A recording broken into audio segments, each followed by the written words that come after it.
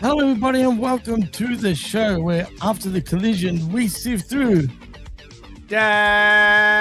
Wreckage. Boy. we're down here, right? I am your host, Jimmy T. He is the best in the world among co-hosts, Jaime the Vet Williams, and our third co-host, he's the magnanimous, the glorious Chabelo, Vera, Cruz. Fellas, what a 24 hours it hasn't been in pro wrestling, especially considering what we got at Elimination Chamber. I mean, what the hell happened there? Someone tell me what was going on with this show. Easy. I'm no one to tell anybody what was going on with that show, but maybe the professor can enlighten us with some effervescence on what we need to be educated upon. What happened? What happened? What happened then? I'll say this because there was a curse put on the Elimination Chamber, and his name was Danhausen. Yeah. That's what happened.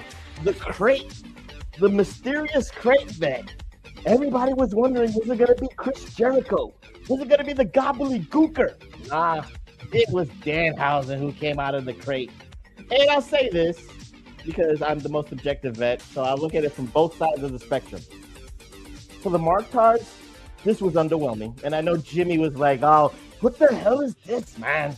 Where are we going with this? This doesn't make no sense.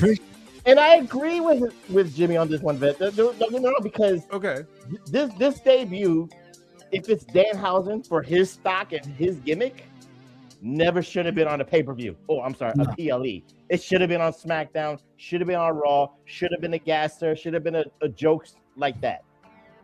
It's a pay-per-view. You needed Chris Jericho, even though we already know that the dirty sheets, we're gonna clean it up. Chris Jericho is still signed with AEW. Even Vera has said, I haven't heard anything about this. Vera has said this time and time again. But that's what they wanted in Chicago. That's what Jimmy wanted at home watching it. And that's what we got. As far as Elimination Chamber, it was okay. You know, the women's match was good. Kiana James did her thing. Raquel Rodriguez, Big Mommy, did her thing. She was the MVP of that match, I think. Men's chamber. Trick Williams Vet had the best performance that had nothing to do with the match because it took like 10 minutes for him to walk in the ring. Oh, it took another 10 minutes for everybody to say, whoop that trick. Then it took another 10 minutes for him to get in the pod. That was 30 minutes. He didn't get a match. Do you want to know the official times for that? No, we don't need that. We don't need that. I'll tell you because I watched that game and reviewed it. We don't need that. I'm just saying we don't need that. I'm just giving Vet. I'm giving Vet, his little like medicine, his little antidepressant, ibuprofens, because again, he's getting over the flu. He's getting over everything. I don't want to give him the chills of the Elimination Chamber. There was a couple of botches. I think LA Knight botch. But again, Vet, people forget. I'm gonna give him a little science lesson. You know what the United Center is? It's the home of the Chicago Blackhawks. That was cool. By the way, what Punk did. No, what Punk did was cool, but but remember, Jimmy, the Chicago Blackhawks play there. You know what's underneath the floor? You know what's underneath the floor? Ice. You know what happens? Condensation. So what happened then was the condensation reached into the ropes and made it slick.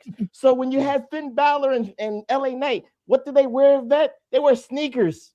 Not a good combination. Yeah, exactly. But it fucks up a lot of shit. So that was a little two boxes right there. And the winners were predictable, Vet. Randy Orton won the men's chamber, I think. And what was it? Rhea Ripley won the women's chamber because you had to give a little star power for WrestleMania going into Vegas. That's all I'll say. Go ahead. Question, and I just want to have to say it though. 20 minutes it took for every woman to get into the chamber, by the way, and 21 minutes it took every male to get into the friggin' chamber. That's how long those entrances were. But anyway, I digress. The point is, what was the point of the Elimination Chamber? And I'm talking to you, Vet, right? Mm-hmm. When the winner gets a WWE Championship match, right? With Drew McIntyre, correct? That's what we're getting, right? But Cody didn't win. It was Randy Orton that won. Yet Cody gets a World Championship match this coming Friday on SmackDown. So what was the whole point of this match in the first place? Well, the point was to get somebody for WrestleMania. We need something for Friday. Yeah. So who better than one of the runners up?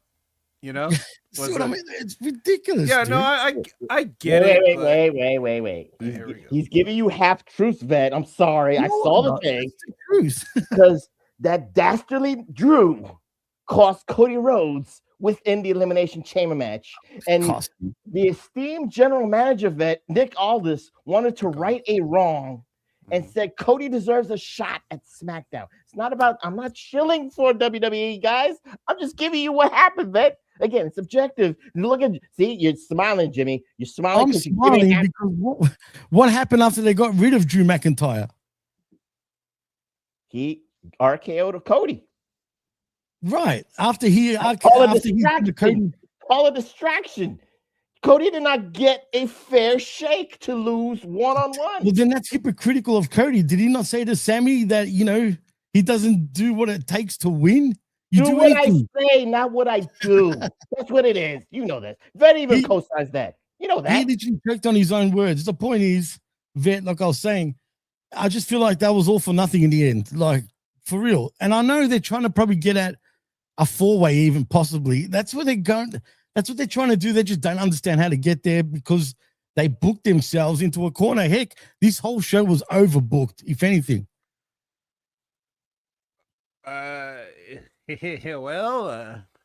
What can I say? Like I said, I didn't watch it, so I can't really tell you. As far as the Elimination Chamber, I always just think it's too much. I don't like destination gimmick PLEs, where it's like, well, we have to have a chamber, not like a once in a while thing, or when obviously you couldn't do something like Elimination Chamber for a feud because you need 5 other people to get in on it with you, but right. But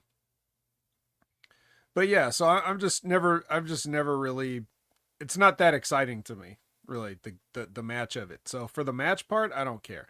If you're talking about, whether it's meaningless if you just give somebody a title shot. I mean, the way Professor explained it made sense. It's like, well, Drew, you want to interfere and stuff instead of just sitting back and waiting your turn like you should, like the champion should, then you're going to have a defense earlier. So I could see it being more like, oh, this is the repercussions of your actions rather than, like a reward for Cody, even though he's a loser, Right. He's a loser. And the referees are a bunch of losers. Where the hell that cage door was open for so friggin' long? Well, look, but I mean if you're talking about that's just a problem in all of like every, to your point, why is Nick Aldis indignant about this when this happens all the time? Roman Reigns had 3 years of people running into his matches and everybody's just sitting there in gorilla like,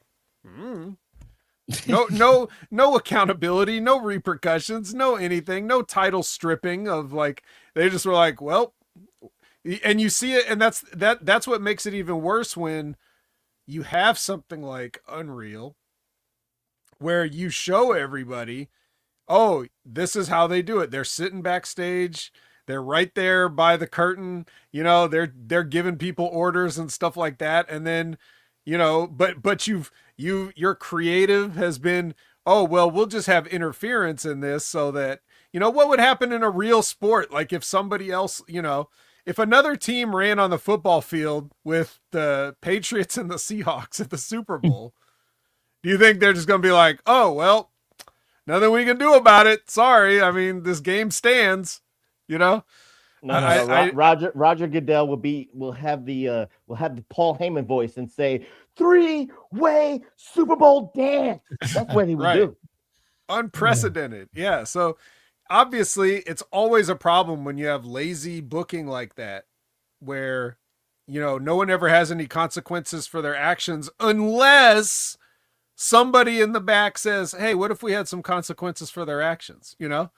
Like we'll talk a little bit about that, as far as, or we did last week with, with Swerve Strickland, where it was like, right. Oh, he was suspended from Collision and fined $100,000. Okay. Well, what about everybody else that does everything all the time? Like we don't hear about it or it doesn't happen. It's one of the Right. two. That's fucking ridiculous. And boys, how about Danhausen shitting the building?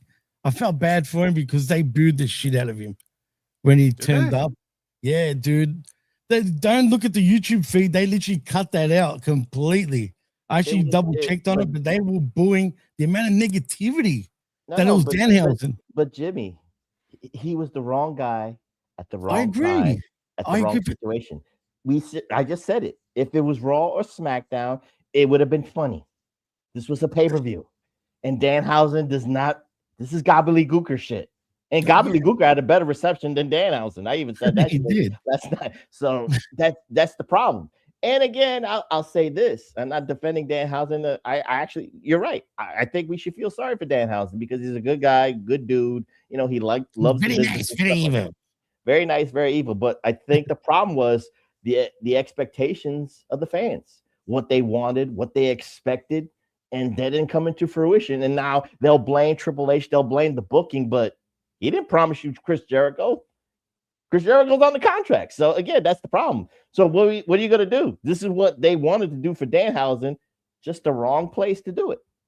Right. And I predicted it. I knew it was going to be Danhausen. You can ask Rick. I was saying it when we were both watching the show. Like it was becoming obvious that it was going to be Danhausen. So where were all the dirt sheet reports that it was Danhausen? You know, nobody. Again, another thing that nobody said. Right. Everybody's talking about Chris Jericho, and they don't know his contract, but Danhausen, no one had the inside scoop. Like, oh, it's definitely him. I already heard. Someone told me. Like my source told me that it's him. Right. So it's like somebody. You can't tell me nobody knew that. Like not one of the people knew that. So that just means that when they actually have real info, they probably just sit on it and they don't report it. You know, one person in all of those things, Meltzers and Saps and all that, you know, one of them had to know that it was Danhausen. So if nobody said anything, then that just means that they really will sit on real info and just will not share it and just keep giving you shit like, oh, look who somebody said on a podcast or whatever. So, you know, I'm actually, I look at it from a different point of view. That's a reach for you, that one.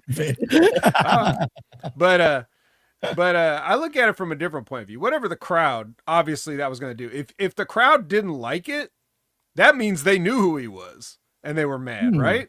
Maybe. Because if you weren't like, if you had no idea who Danhausen is, then this is the perfect thing to come out of that box, I think. Because it was, excuse me. Bless you. It was never going to be good. Right. You know, like what would have been good to come out of a fucking box? It's the stupidest thing, you know, that you could do in 2026. You know, if we're talking about Memphis 1976, yeah, okay. I love doing that shit. Yeah. So if you're going to do something out of a box, I think Danhausen was like absolutely perfect. Yeah, because even if you look at him and be like, what the fuck is this? That's the perfect reaction. It fits for his character. It doesn't bury him if you think that. If you hate him, it doesn't bury him, right? Because you know he's going to get over.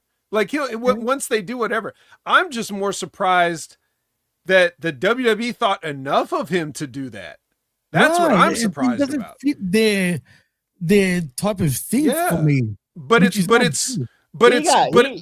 right, bud, because he got girls, he got a dance number, he got a they went all out. They went all out for this. They even got the exploding ring pyro at the end. You know, even the point from Triple H. Yeah. So I mean, that's what I'm saying. It's like, so these guys all knew and they wanted this, and let's be honest, it's probably some of Punk's doing too. Because 100%. No, that's a. But whatever. But the point is, they actually went and did it, which is crazy. And I think to me, that's a win for wrestling. The fact that they actually went and did that. Forget what the fans say. What do the fans even fucking know? How many? When have you ever heard a fan say something and be like, genius? Like, shut up. No one cares what the fans think anyways. And they, you know, I only saw the YouTube clip. Yeah, so that's why I had to point that out. Yeah, I only saw the YouTube clip. It sounded like they popped when he came out. Yeah, they initially did pop the first part.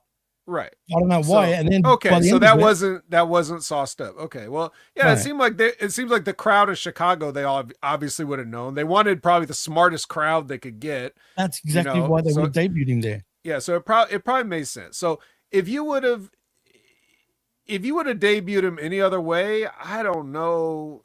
I think this was probably the best. I think this was actually great. It was probably, I didn't watch the Elimination Chamber, but it was my favorite thing on the Chamber. I mean, it was interesting, no doubt. I mean, I found it interesting the way everyone reacted. But, Prof, you got a smile on your face. Is there anything else you wanted to touch on about this? That actually calmed you down. He was mad. He was mad like 12 hours because ago. He makes sense, man. Like when he actually. No. I mean, I'm just looking at Jimmy. I'm just looking at Jimmy. Like I'm listening to Vet. It just making sense. It's like I'm good. Again, I still stand by what I say. You know, again, me and Vet might not agree with it. I say it's a Raw SmackDown thing. That's just for me. You know, this is a pay-per-view. Again, the expectations was way. I blame the fans. The expectations was way too high if they wanted Jericho to do this shit. I get that part. But with everything Vet says, like, okay, this is his character. He's cursing the whole WWE universe. That's his gimmick. And now I can see WrestleMania, the road to WrestleMania, Danhausen versus Mr. Iguana. The Iguana will 100%. He's gonna triple it out 100%. That's where he's best suited, to be honest. Or Ronhausen. No, it's going to be Truthhausen. Yeah, 100%. Truthhausen. You can do that. Ron the Truth Killers will be like, oh, be painted up and all that stuff. And it's going to happen. That, mark my words, that will happen 100%. If it doesn't happen this coming Monday on Raw, wouldn't even surprise me. But anyway, that was Elimination Chamber in a nutshell. If you want to know the whole review, go check out me and RBV break it down on the finale edition of the Smack Attack. It's the end of an era where we talk everything SmackDown and, of course, Elimination Chamber. But let's get into news, shall we? Because Bronson Reed's injury, and he underwent successful surgery. Good for him. Now, when is he going to come back? Probably a year. Like, you know what I mean? It just stuff. SummerSlam. Yeah, more than likely it would be SummerSlam. But Vet, I'll ask you, does it screw up this whole storyline? Because you got Bron Breakker out, you got now obviously Bronson Reed out, you got Seth Rollins coming back at Elimination Chamber, which he demasked himself, and he took out Logan Paul. So where do we go here? He's going to feud with Logan Paul and Austin Theory this whole time? I mean, I would have held out with this Masked Man reveal. What does Bronson Reed do to the storyline? Nothing. Like, this is just a bunch of guys that they don't know what else to do with. That's all it ever was. You know, the Vision is an ironic name because not one person knows what to do with any of these people. You could tell right now that they're fucked because Seth Rollins is a horrible babyface. Like, just the worst. Like, he's so it's so not what you want to see, because he just refuses to sell, you know. So like, how can you have a baby face that doesn't sell and has this wife that's doing all this cartoonish, you know, social media promotion and like an air breaker in a match, dude, a windbreaker's jacket in a friggin' match. Yeah, so like this was always just a bunch of randomness. I never saw a vision to it. I didn't enjoy it, not for 1 second. I don't know what you do with Bronson Reed before, but I certainly don't know what to do with him now. To me, it doesn't really matter, but maybe the professor could shed some light on this because he always has a way of like taking these things that I just shrug my shoulders at and like trying to put somewhat of legitimacy and fairness to this whole perspective. But feel free to agree that you also don't care right off the top, you know, just so we get that clear. If you want to no. Other than the Rollins intro, that's all I care about, Vet. But I don't have a vision either. But I guess I'll say this: it's a bicep injury, right? Can we confirm that it was a torn bicep? Yeah, right off the bone. So, I mean, technically, I would put the brace on his bicep, kind of do everything on his right side. He could still do physical stuff. He could still make the arena dates. He could still make appearances. He could still fuck up Seth Rollins, but just use his right arm, not his which arm. I don't care. You get what I'm saying.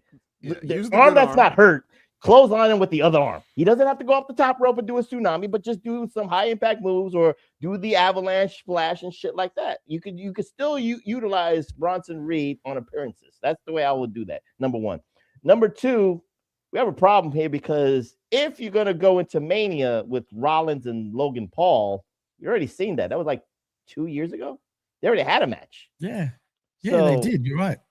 So am I excited for Logan Paul against Seth Rollins again? No, I'm not. So you better ask them, Keith. If you're gonna do Logan Paul and Austin Theory versus Seth Rollins, I even add it. I'll just do this. Fuck it, man.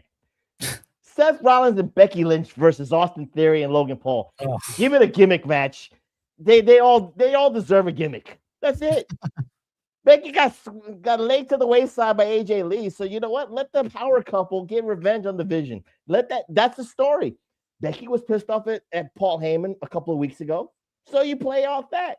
Let the husband and wife get revenge on the two remaining healthy Visionaires. Visionaires, I like it.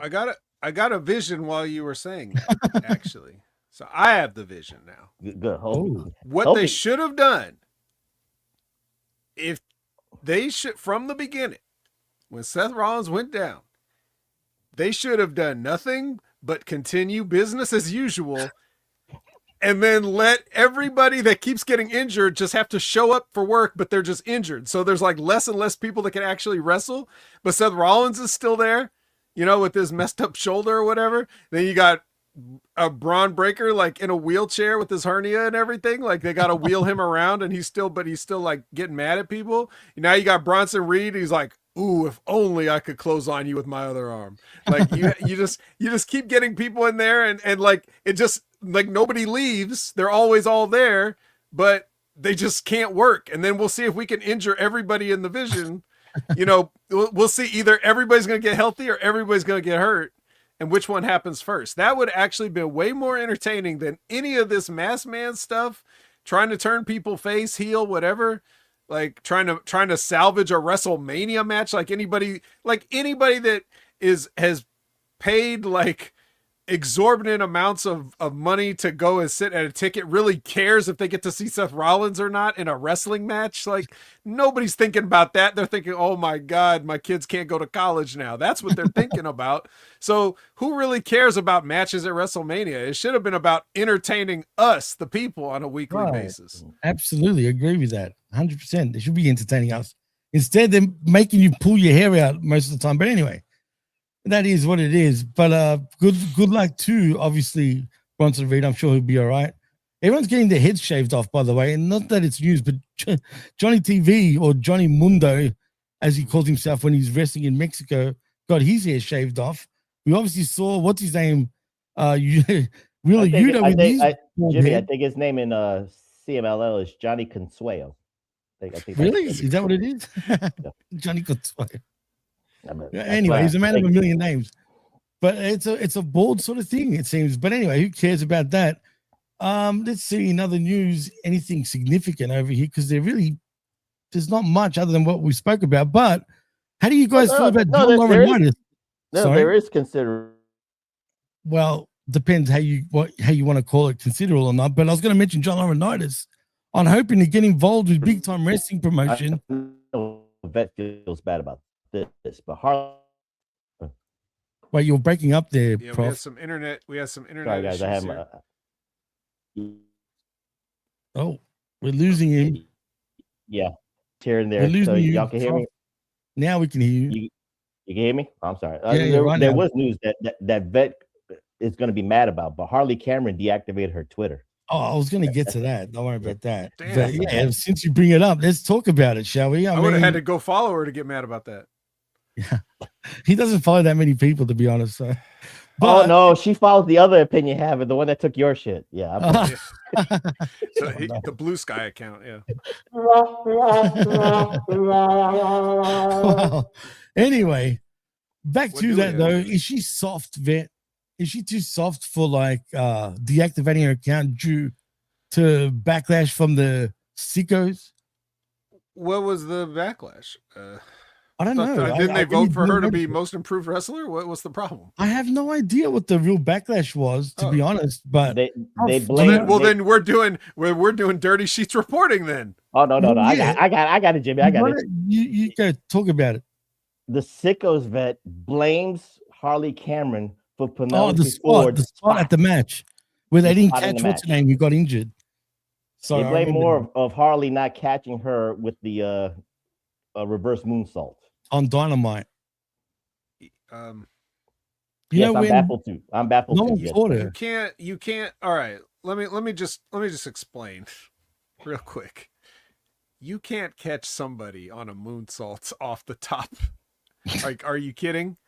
Like, ain't nobody catching nobody there. Not nobody that was standing there was catching nobody. Why do you think Charlotte's knees are so fucked? Because nobody caught her once when she did the same thing 100 times, and now she has two bad legs. Right. Well, why does Tiffany Stratton have bad legs? Do you realize I'm naming all the people that do this move that Penelope Ford did, and they're all wearing knee braces and shit. Bianca Belair. Anybody else? Well, what other women am I forgetting that look like fucking Stone Cold Steve Austin with the knee braces? Like, you just don't moonsault off the top to the floor. That's a concrete floor. You're gonna hit it at best. You're gonna hit it with your heels, and you're gonna fuck up all your joints and your cartilage and everything. But at worst, it could be the end of your career, or at least walking normally. So, it's Harley. All that Harley would have done is probably just get hurt herself. So it's everybody's fault, because you should have talked about that spot and then took it out and be like, yeah, well, let's not do that. Well, think about it. Even what's her name? Oh my God, what's the tag team partner's name again? Because I don't know why I've gone blank, but I have. Who, Penelope or No. I'm talking about Harley Cameron's. Oh, Willow Nightingale. Oh yeah, we already talked about how dangerous she is. Yeah, but if you want to catch or attempt to catch someone, she's the biggest one, right? She could have been the one to even attempt that. No, you got. I think you're missing it.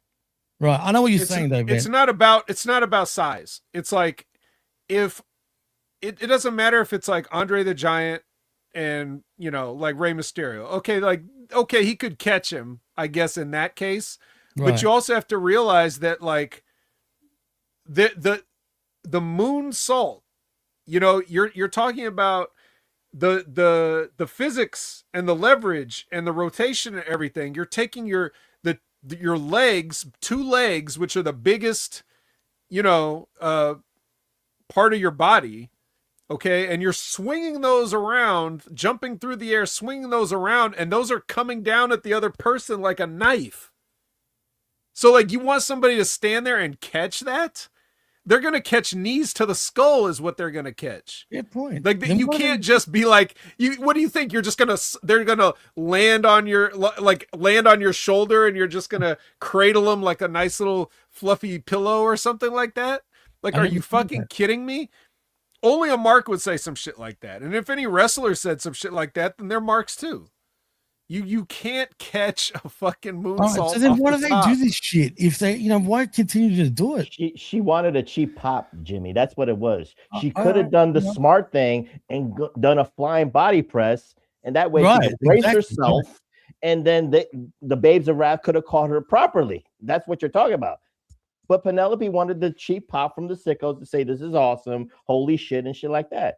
And she just came off of an injury. So, again, true. I'm not saying don't be afraid to do what you do best, man. I'm not saying that. I'm just saying just be smart and be rational, because if Harley's already afraid of it, again, she's afraid of catching a 110-pound woman like that, then do it the other way. So this way she can brace herself properly or something like that. Maybe I'm wrong, but I'm just making it from a different. Yeah, no, you're only wrong in the sense that there's no need to try to explain it or justify it on their behalf. Mm-hmm. This is all them. You don't owe them anything, so don't help them out. The thing is, if even it doesn't matter. It could be like if Penelope jumped up and just did a normal cross body to the floor. That's still fucking dangerous.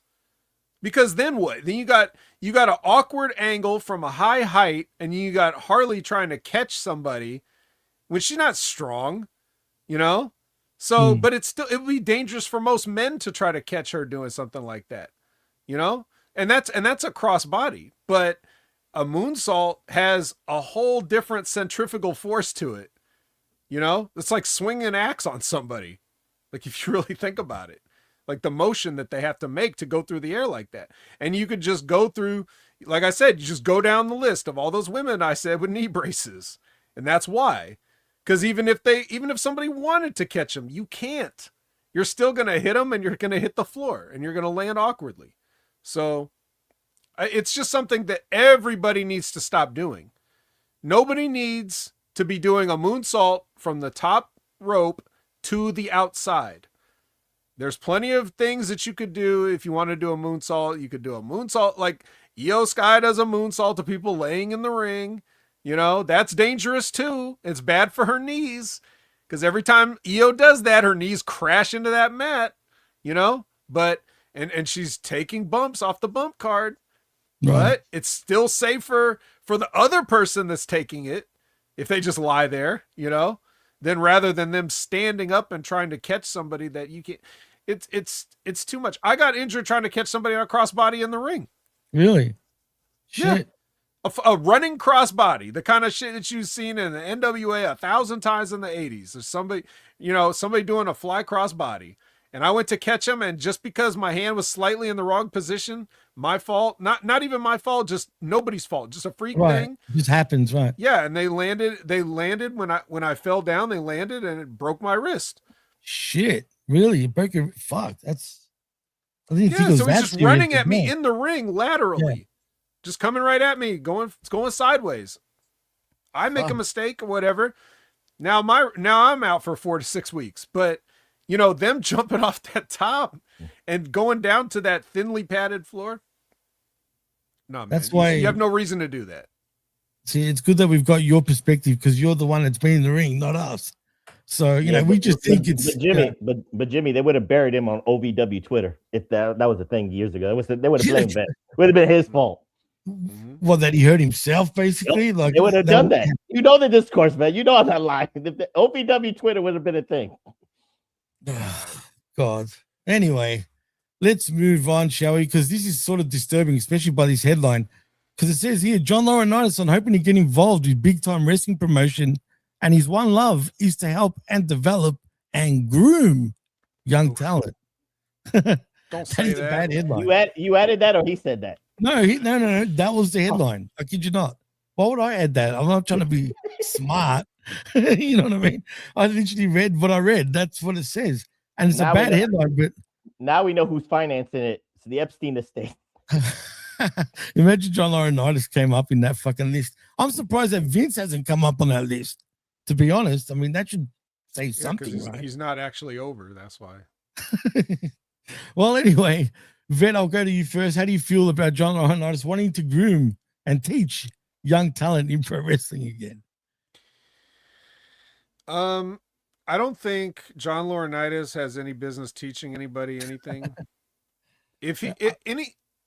I'm even let's put the scandal aside. All right. Okay. Which actually, let's not put it aside, but I'm just saying for the purposes of this conversation, just momentarily, we don't even need to get into that extra layer of it. Nothing. Just right on the surface. Right. John Laurinaitis, nepotism. His brother was Road Warrior Animal. The only reason he was ever in wrestling, not particularly good at wrestling. The only thing that makes people think that John Laurinaitis has any idea what he's talking about is because he was in All Japan and Giant Baba's wife liked him. So all those years over there with working those Japanese guys and remembering their finishes made him somewhat of a finish guy here in the States. And you heard about him too. Let's not get it twisted. His name did get out there from Japan. Right. But he also, you know, let's not kid ourselves why he was there in the first place and why he stayed there. And it was the same thing. He's got something for some, you know, people people talk about like, oh, he's a handsome guy and stuff like that. I don't know. I can't really look at it like that, but that's what I hear. Obviously, Giant Baba's wife, and then Stephanie, right? Stephanie McMahon, right? Like, they want to have this guy around. He doesn't even look, to me, this guy just, he always looked like a creep slime ball. I didn't look at him as like a clean cut. I'm looking at him sideways the moment I saw him, you know, whether he was a dynamic dude or whatever. I'm like, ugh. You know, so I don't know what everybody's talking about. Nobody really has anything nice to say about Johnny other than that. Like, oh, he's just nice and polite and, you know, what they're trying not to say kiss ass, right? He's known as a kiss ass, bro. But like I said, just to recap, Road Warrior Animal's brother went to Japan and remembered some finishes that other guys came up with. The end. John Laryngitis, right? I always say that too. Come on, prof, tell him how you feel about me. We should have saw the signs back in the NWA TV days. Those kids were horrified when Johnny Laurinaitis hugged them from behind. Even when he offered them a frisbee. I'm just saying, number one. Number two, kiss ass. We can call him a kiss ass, but his value is behind the scenes. That's what, like you said, that Giant Baba's wife, Stephanie, the McMahons, the Bellas. He infiltrated Total Divas, all this stuff. Everything he does is behind the scenes. And of course, the only thing he did that maybe was that I liked was people power. But I feel bad even saying I like people power. But again, neither here nor there. But you know, as far as the scandals go, we don't have to talk about that. But it is what it is on that. But grooming, I mean, for big time wrestling to even use grooming in their advertisements, shame on them. If you're trying to make a joke out of it, if you're trying to make light out of it, you know, again, we don't have to talk about the 67-page report for Janelle Grant. Vez has already talked about that shit. But again, you want to say the right things the right way. And you put groom in your advertisements, which, Jimmy, you confirmed that's true. I just read the headline. That was the headline. I can't blame John Laurinaitis on what big time wrestling promoted. That's shame on them. That's all I'll say. Well, I'm not saying they wrote that. I'm just looking at the headline. I'm not sure if that's what they said. They co-signed it. They plastered it. That's on them. That's the responsibility on them. You have to think about it like that way. Fair enough. I don't disagree if that's the case. No, for sure. But yeah, get him away from pro wrestling, man. I saw him do a video promo too, like a couple of weeks ago, and I was just like, get him away. Why is he even back? But it is what it is. But let's get to one last piece of news. You mean no Hall of Fame? I want the Hall of Fame for John Laurinaitis. No, fuck no. We gotta have that. Come on, we need one more thing. As dynamic dude, he should go in as. But anyway, either way. No, but as we speak of a particular someone in AEW, Ven, I'm going to ask you first because I don't know if it's getting dumb and dumber with Darby, but Jesus Christ, he gets kicked out of an Uber freaking car for doing his own podcast in the car, and the Uber driver just done his head and said, shut the fuck up.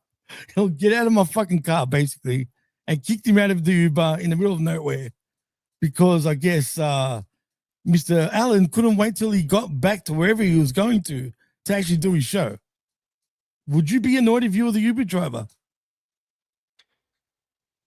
Jimmy, I'm just going to tell you, I wouldn't take a job as an Uber driver if I was going to be annoyed by and I am going to be annoyed by the kind of things that people do. Right. Yeah. You are in the wrong. Why you volunteered to drive strangers, civilians around, and you're going to have the nerve to complain about what they do? I don't have any sympathy for that guy. I'm not saying that Darby shouldn't have probably done a podcast or whatever he was doing in it, but was it a podcast or was it like an interview? Apparently it was a show of some sort. Well, like if he was appearing on somebody's show as a guest or something, like yes, if that was the time that he could do, I don't know the particulars, so I don't even care. I don't care. I just don't. I don't have like. I guess you know that guy's not going to get a good rating from Darby. Is the main thing, but But you can rate passengers too, I guess, right? Like, doesn't it go both ways on Uber? Like, I haven't used it, so I don't know. But I'll just say it's an amusing story. But I'm not going to sit here and assign blame or like try to tell, one or the other party like what they should or shouldn't have done. Yeah, I mean, interesting. But Prof, how do you feel? Was it the right thing to do if you were the Uber driver? I could look at it from an easy out. Tony Khan, rent a private car and give the drivers explicit instructions that Darby might be doing an interview. That way the driver will be prepared. Again, Uber drivers, Lyft drivers, personal drivers. Some people don't want to hear that shit. They don't want to hear people's conversations on the phone because people talk loud behind them. So they don't know. So if you get a private car and give those explicit instructions, we wouldn't have this problem. Now, could this have been a skit? Because it seems too weird about this, because again, the Uber driver went crazy. And of course, Darby's recording this, I guess maybe for his own protection, but it was an interview, by the way, too. Right. But also, Jimmy, correct me if I'm wrong. The driver dropped him off in the middle of nowhere. Yeah. Was that right? So that's right. That's continued. Right. That's the problem. That's the problem I have, is like, that feels skittish to me. That's what, like, okay, you dropped off in the middle of the road. If I'm an Uber driver that's a little bit annoyed, I'll be like, look, I'm pulling over at the next stop, get out of my car, and that's it. Not in like I'm in the middle of a highway or something. Like, again, it seems too skittish to me. But Tony Khan could have done a little bit, could have done the due diligence, get a private car with a driver with explicit instructions. Right. He's doing an interview for me. Just keep driving. That's it. And the driver would have been like, fine, could have done that. It's been done like that. You could do, there are, NBA, NFL, NHL, they do interviews in the back of a car, but the drivers know that there's an interview going on. So that's the thing I'm trying to say. You don't do an Uber. You don't do a Lyft. You rent a private car for that. Jesus Christ, man. Anyway, that was the news for the week. Everything else is not really, it's not really worthy. Otherwise, Vet, you'd be like, why the fuck are you talking about this shit?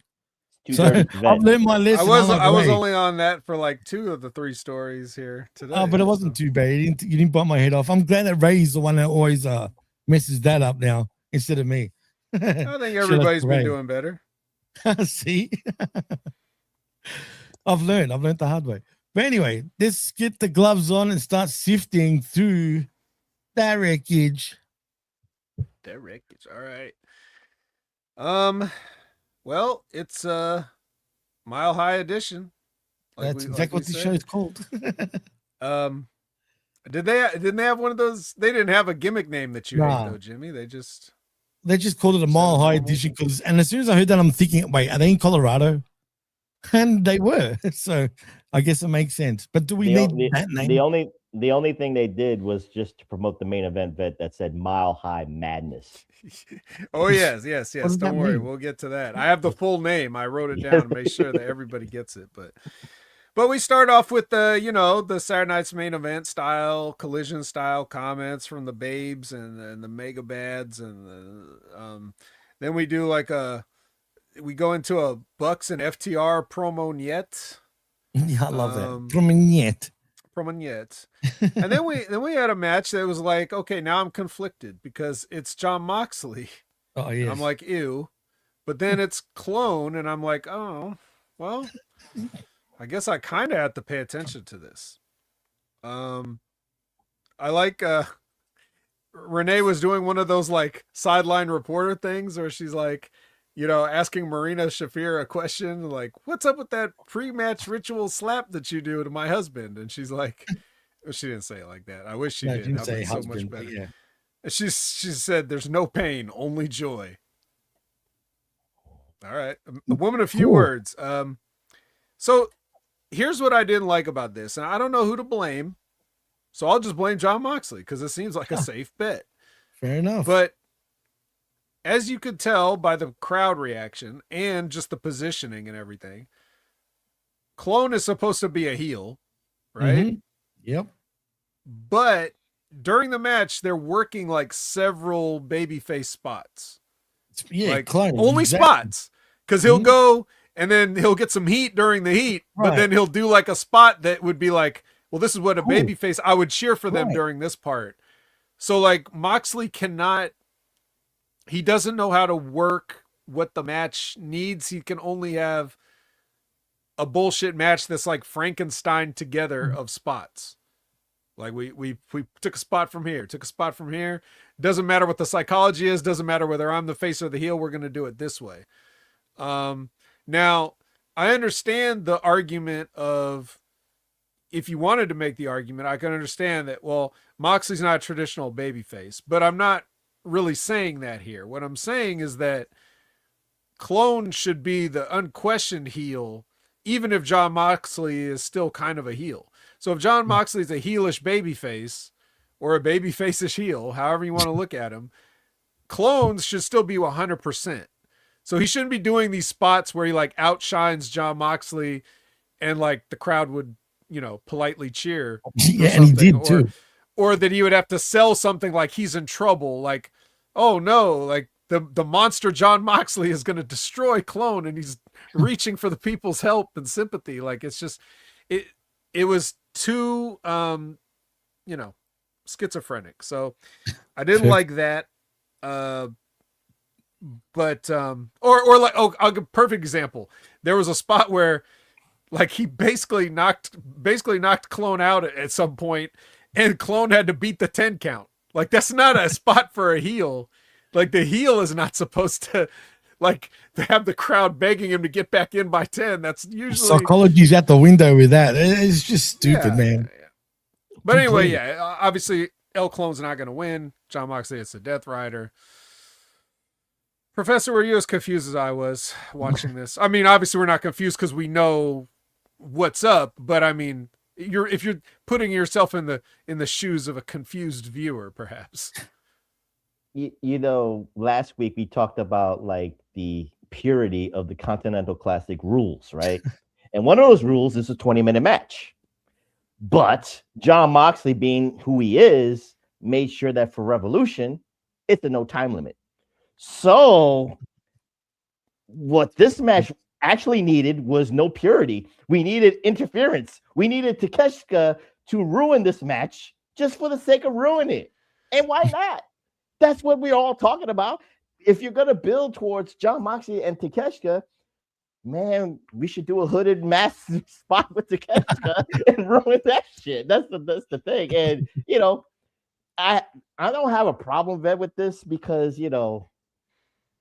I've been saying this for months about Moxley. You've been groomed, haven't you, Prof? I've been groomed about this one. Moxley has never answered the call of being a murderer or attempted murderer. So, with that being said, why didn't he do more dastardly things? Well, again, it's the Continental Classic. I think the Continental Classic just ruins everything because it ruins booking. Because you just have to be so one-sided, one-dimensional, has to be basic. We're supposed to be something that's good, that makes people think, adapt and, do something different. But you just said it. Jon Moxley only goes one direction, and that's the gimmicky way, that's the no rules way and stuff like that. So the belt is handicapping what Jon Moxley can, I guess, his positives, because he gets so exposed. And El Clone has got to be the victim of this. Even when I think it was like 2 or 3 Death Riders, if I'm remembering, because El Clone does that thing where he kips up with his neck and does that Matrix shit. I love that. That looks pretty cool. I'm not saying I don't like it, but Jimmy. I'm just saying, but he does that. But Jon Moxley was attempting 3 times to do that, and I like that spot, Jimmy. But don't get me wrong. But again, that's kind of like for people to clap for El Clone, but that's a babyface fucking move right there. He shouldn't do that, really. Right. That's what makes it so confusing because they want to do some babyface spots, but they're both heels on this. Yeah, it's stupid. Weird. He didn't pop up after the pile driver this time. I'll tell you that. You know what? One thing I noticed about Clone, though, man, he's got to have the most pimples I've ever seen ever on his back, man. There was at least 200 of them on his back. It was bad. Look like chicken. I mean, he's trying to, I get why, but You get it. but that really affected him. And probably some, indie deathmatch shit. He's probably taking a bunch of attacks also. But that's a good point. I didn't think of that. Yeah, I mean, I've seen some of those places he was wrestling in as an artist. There was way too many. It was disturbing the amount of dots there was on his back. Yeah. Well, there's a couple of things here. Like you said, with the Continental Classic ruining the booking and everything, like it does because, you're also saying like, and Jim Cornette talks about this all the time. He says, if you can prove that you can have matches with no interference, then why do you allow interference in the other matches? So like when you're talking about Takeshita should run in and interfere in this match, well, he's not going to do that because no one's ever interfered in a Continental title match before, and everybody's too scared to find out what happens if you do. You could be fired on the spot. Like of all the things that people could get fired for in AEW, interfering in a Continental Championship match might be the one. So maybe that's why we don't see it. Now, as far as Jon Moxley being handicapped, put it another way. Is this Jon Moxley wanting the ball, saying like, I'm not just a one-dimensional guy, I can do this, and him just failing at it because he can't, but he still thinks he is. Like, he probably thinks he's killing it.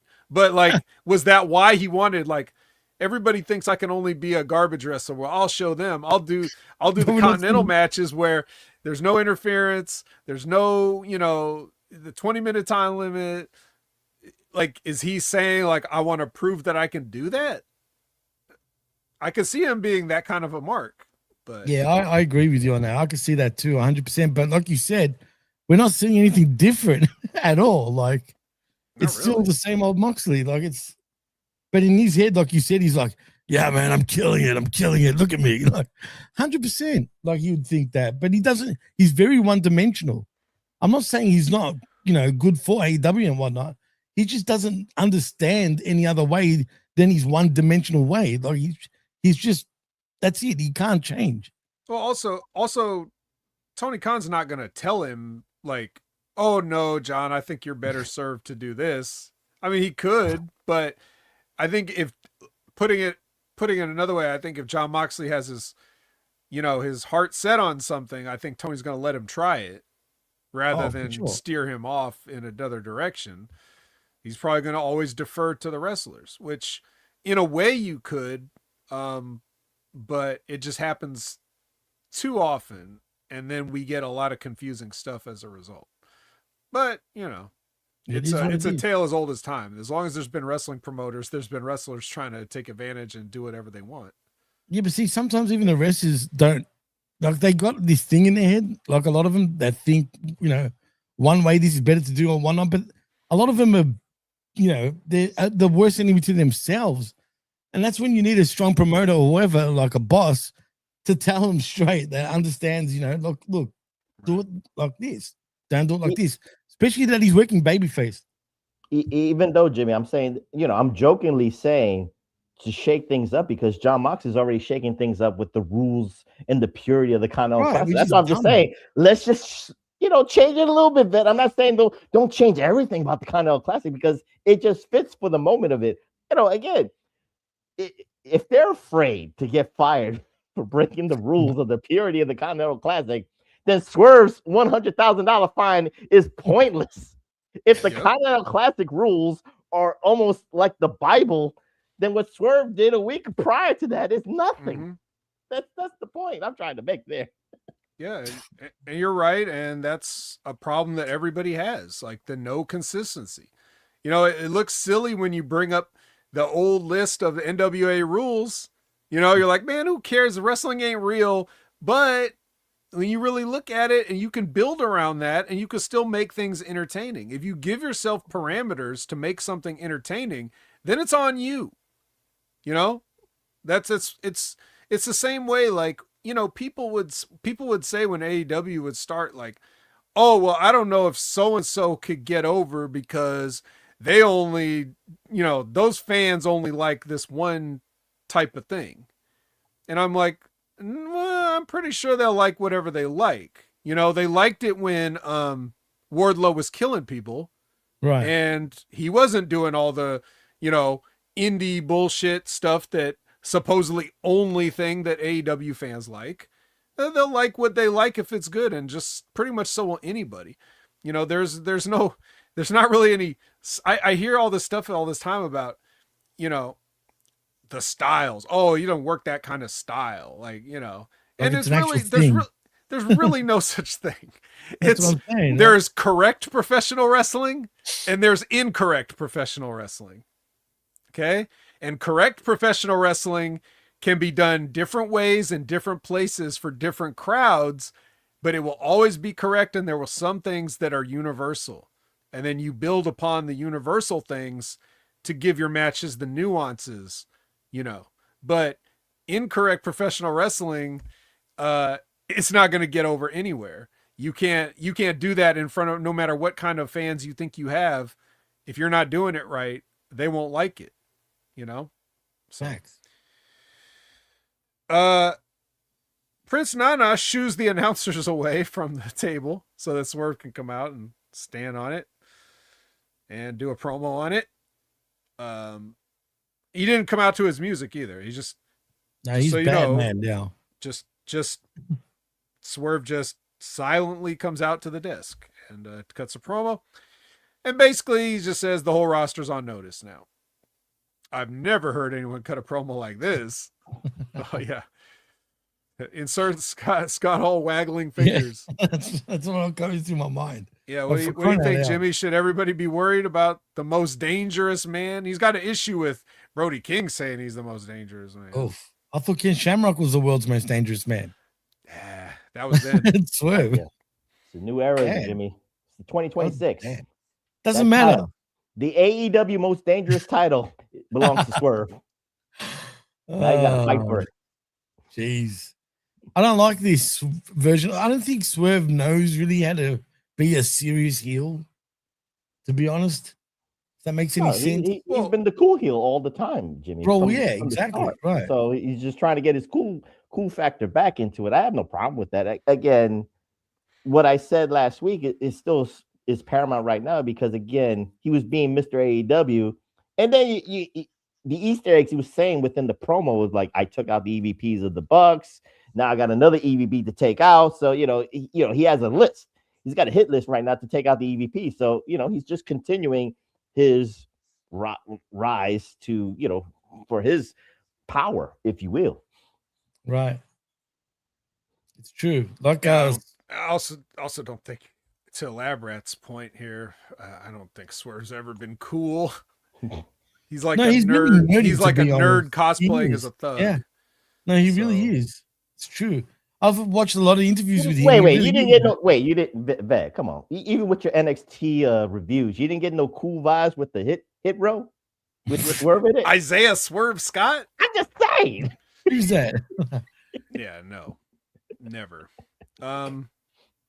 He's a bit of a goof at times. It's true, man. Yeah, I mean that's fine, but I would just say like, it's difficult for me to buy in when it's so obvious, like same thing with Hang Person Page. It's like nobody buys you as tough. So you're playing tough, but it's obvious you're playing tough. Then there's people that you're just not sure, like you're like, well, that guy could be tough, they're the ones you should be most worried about when you're not sure, Right. So anyway, yeah. But Brody King does respond to Swerve's comment. What, with a bark? Yeah, he says I'm the most dangerous man. It's like so his promo is basically, no, I am. Yeah. Yeah. I know like, you like are a child kindergartner, like I'm the most dangerous. And I was like, and then he's gonna wrestle Mark Davis later. I'm like, well, you're about to find out who's actually dangerous, Brody, but that's for later. I'm terrified of oxygen. Cold-blooded says, damn. Well, he's the bravest man ever because he just keeps taking those breaths. Yeah. All right. It's next match is Orange Cassidy versus, and I'm not kidding, War Ready Gabe Kidd. Do you like War Ready as a roll off the tongue nickname, Professor? Come on, Prof, say it. Where are they going with this? Do I like it? I mean, you can't say War Dogs. I thought because that's the tag team name with him and Clark Connors, if I'm not mistaken. Or is it the War Dogs or the Dogs? I keep getting confused. It's the Dogs now, I think. It's the Bullet Club War Dogs. Yeah, the full title. This is too much for me to remember. I got to take notes on nicknames and gimmick names and War Ready. And he's coming out of the ring on all fours. He's keeping the gimmick. So be a dog. Be the War Dog, Gabe Kidd. What's a War Dog, though, Prof? A dog that's ready for war. It would be this dog, but unlike a normal dog, this dog is going to war. Yes. Does he have a vest on as well? He might be driving a tank. I don't see anywhere in the rules where it says a dog can't drive a tank. But yeah. So anyway, Gabe Kidd wins with a pile driver. It's pretty unceremonious the way he beats Orange Cassidy here. Remember when Orange Cassidy was like unbeatable? Yeah, pretty much like invincible, like the greatest wrestler of all time. Those days are long gone, I guess. Yeah, must not be in TK's good graces anymore. Yeah, but no, his job is to get the next generation of AEW stars ready for the next level. That's right. He's gatekeeping the War Ready Gabe Kidd. Yeah. He's gatekeeping, and then here comes Clark, and then they start beating him up, and then Darby skates on him. Darby runs in and skates on him. But didn't he get kidnapped last week? Correct me if I'm wrong. Yeah, you let him go. Yeah, but when did they let him go? Well, I didn't see nothing. I don't recall. No, Darby kidnaps them all the time. Well, he got kidnapped. Remember, he was randomly skateboarding for. Yeah, that was weeks ago. But then remember, he kidnapped each one of them. They were in like tag team matches, and he would kidnap one.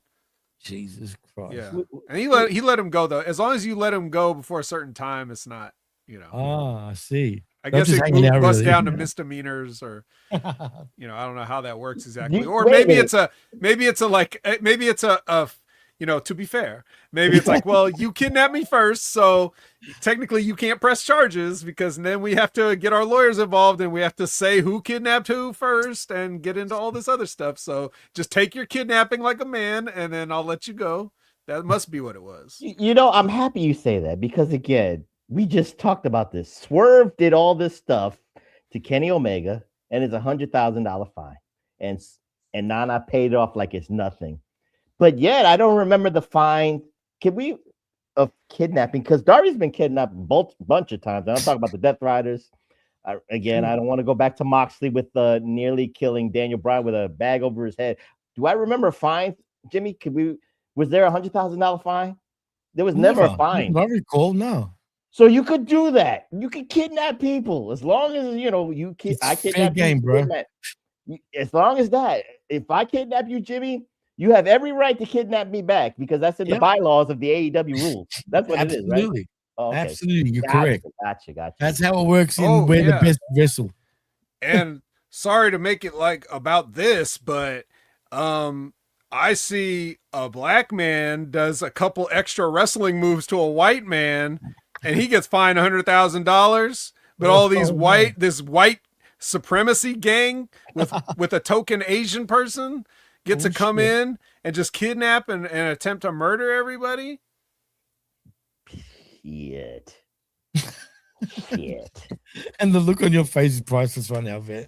Perfect. That's got to be a little short, that one. And it was in Black History Month. All right. True. So anyway. True, good point. Renee is with Thunder Rosa and Chris Statlander. Look out, Tekla. We're coming for you, sucker. That's basically what this says. Oh, but we got a standby match. We got a standby match, though, guys. Kevin Knight versus Mansoor. Where is Mansoor? Is he in the box too, like with Danhausen? No, he's in Ring of Honor. because that's where the yeah. MXM gimmick is basically like it could flourish. It's on Ring of Honor Club stuff. Yeah, it just can't be here on this match, on the can't be. standby match. We were not standing by for all of MXM, only Mansoor. Obviously we know Johnny was getting his head shaved, and you know, I don't know what Mace was doing. Mace, not Mace. Mace. It's Marseille, right? Yeah. Yeah. Mace and Mansoor. So, Mansoor. but they said he was Mansoor, and he was just regular Mansoor. He didn't do any of his gimmick. He just came out like he looked exactly like he did, you know, at like the Crown Jewel matches he had with Dolph Ziggler or whatever. Like he didn't even have his old gimmick on. I didn't get it, but anyways, so like Kevin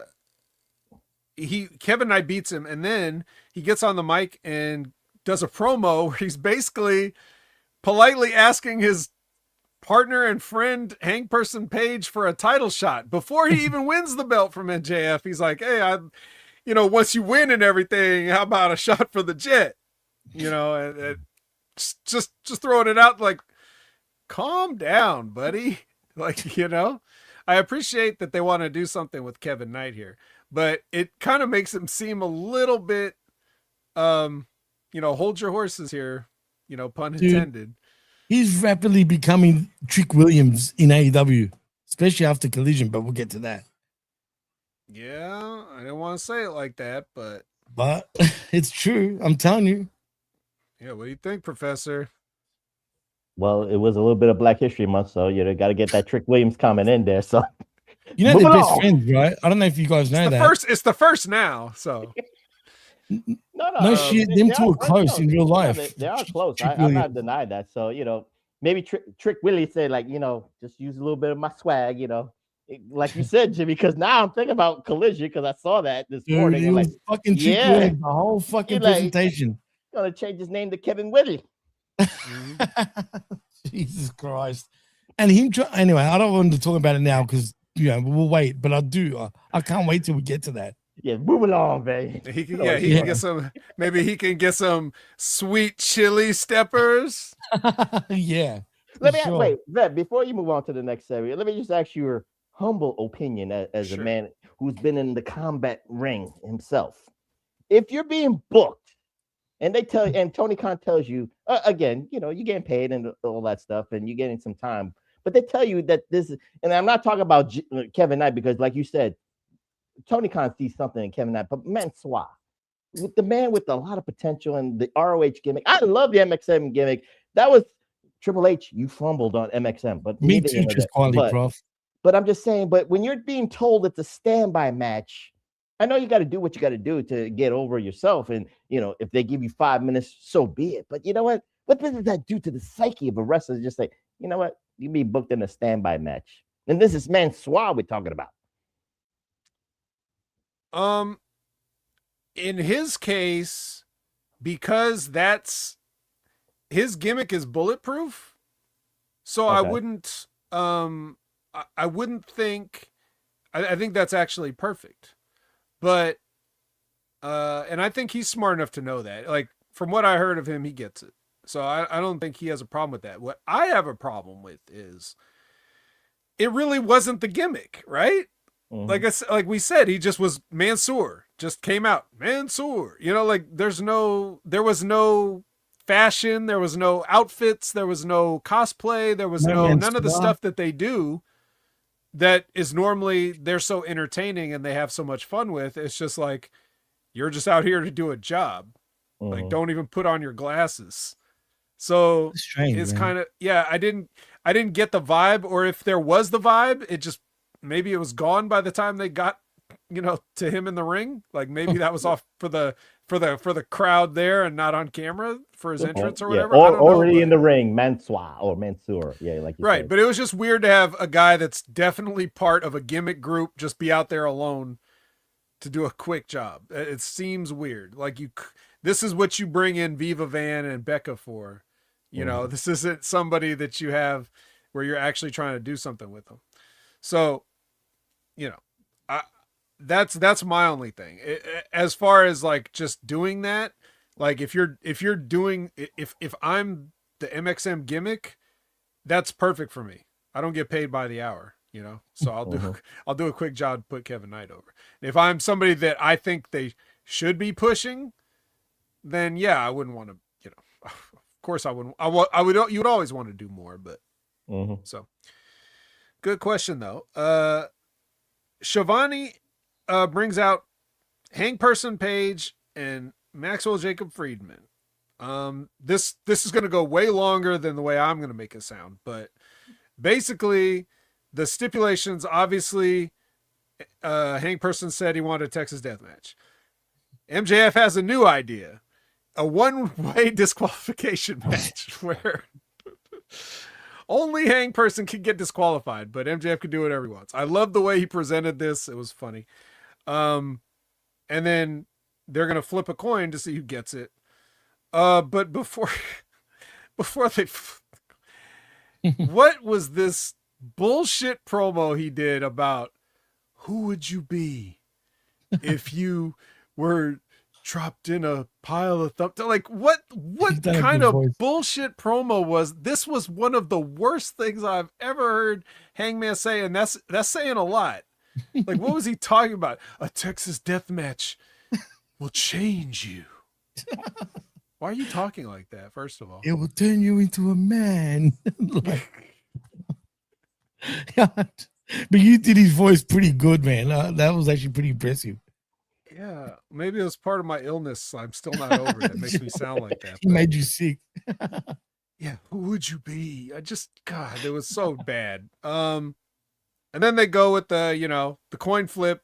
MJF wins the coin flip, and then of course he had a fake double-sided coin, and they have to go this long way of bringing him back. And so there is no redo. There's just, okay, since you cheated, Hangman gets his stipulation. So there you go. It's going to be a Texas death match, guys. And we don't know who he'll be after a Texas death match. Because that dog collar match that was so brutal against CM Punk, that's nothing. That's no big deal. No big deal. It's a Texas death is totally different, right? Come on. Totally. Just like a Chicago death match or a New York death, whatever the case. Insert city and death match. Well, let's not forget during this promo, because, once the coin toss happened, and then MJF skedaddles very quickly because he didn't want to show the coin. And Hank Person's like, let me see the coin, MJF. Let me see the coin. But then MJF had to be stopped by, Horsecock, Brody King, and Bandito, because they were going to make sure that this was fair and square to bring him back and all that stuff. And of course, we didn't need this. We didn't need this promo because, Tony Khan got into Tony Schiavone's ear and said, so what? We're going to make it a Texas death match. All this 20-minute promo, which is entertaining. I'm not saying it's not entertaining what MJF does. I actually want to see the first ever one-sided disqualification match. I've never seen that in my life. So let's do that. But again, neither here nor there. But again, all this for Tony Khan to just say, it's in my ear. It's official. It's a Texas death match. Death match. I'm not looking forward to it. That's the greatest night in the history of our sport, guys. Yeah. That's fun. But, last week we got the greatest promo in the history of our sport from the Brawling Birds. This song's too good. I couldn't possibly do it justice, so let's just move on. Yeah. We'll go to Mega Bad versus Babes of Wrath. And again, we already talked about this at the top, but heels doing dives and moonsaults can cost you. It's not your lane anyway, but if you got to do it, it can cost you. And I thought it was awkward the way Penelope was just gone from the match and the announcers didn't put it over at all. They were given the code of silence. Don't you mention how Penelope's getting looked at right now. Don't you say one word about it. Right. And they all just got to sit there and not, Megan Baines turned into a babyface fighting off the tag team champions by herself, and they just can't say anything. And then finally, after the match is over, which comes because luckily they were smart enough to be like, they probably had to improvise this finish of Lena Cross just go out there and cause a ruckus, which should have happened immediately, right? Because if you really were trying to ignore the fact that Penelope was hurt, you should have immediately done that, but it probably took them a few minutes to think of it. So anyways, she comes out there and that happens, but it's unfortunate. What can you do? It's live TV. Got to call things on the fly sometimes. And, but refer to what I already said, at the top of the show, if you want to hear more about Penelope Ford's injury, but I don't know, Jimmy, did they have a decent match going before? No. Before the heel started diving? No, exactly. No, they weren't. This is just meh. Completely. All these girls really, most of these women can't really wrestle for shit. Let's be honest, man. All of them. Except for maybe Willow, and even her, I'm not 100% convinced yet. I think we look at this. I was looking at this match and I was like, maybe Mega Bad will win the titles. Maybe this was set up for that. And we don't know after the Penelope Ford moonsault if that had, again, it had to be changed on the fly. Plan. So, if that was the plan, I think that was going to be the plan. I think Mega Pad, this was the perfect opportunity to switch those titles. Babes of Wrath. Again, it was a feel good moment, but that feel good is gone. So, I need Mega Bad in my life. But again, it just, it wasn't meant to be. And the way the match played out after the thing, it was like, I think the fans were almost confused, be like, should we cheer for Mega Bad? I mean, she's fighting a handicap match. Yeah. Let's cheer for her. But they didn't want to. They were just trying to hold back. And then, of course, Lena Cross did her thing. And then, of course, we move on. And hopefully Penelope Ford is, not too injured. And they said it was a sprained ankle. So hopefully she'll be back in maybe 3 weeks' time or something like that. Hopefully. There was something I was meant to say, but it's left my mind. Doesn't matter. We can move on anyway. We've already been on this probably too long. Well, this wasn't short enough. It's Brody King versus Mark Davis. Man, I ain't watching this, bro. Seriously, kidding me? It was on. It played out. And that's how I know that after Brody King wins, which of course he does. Look out, Swerve. He's the most dangerous man. And Bandito's like, I also want to fight somebody. Yeah. And then Andrade comes out and points at him. Me and Joe. Yeah. I guess that's going to be the fight. Bandito versus Andrade. That should be pretty good. Yeah. I mean, it'll be it'll be the flipper's dream. Put it that way. Yeah. But yeah. So any thoughts on that, Professor? Davis and Brody? You mean the Mile High Meat Madness match? Nah, I'm good with that. If only it had been promoted as that. Perhaps I could have bothered to pay just a few minutes more attention.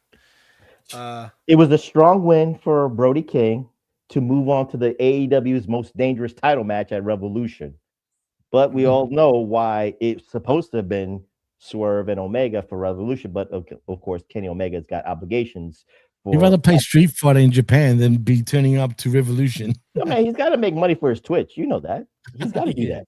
He's got a side hustle. He's an EVP, but he has a Twitch channel. He's got to make money off of. So it is what it is. Well, don't forget. I mean, Kenny Omega is actually involved with Street Fighter 6 because he is Alex this season, doing the moves and motion capture and everything. He is. You think he's upset that he didn't get into the movie though? Well, come on. Everybody would be like, "Who is he? Who is this guy?" Yeah, right. No, it would have been. It would have been a good idea to. Yeah.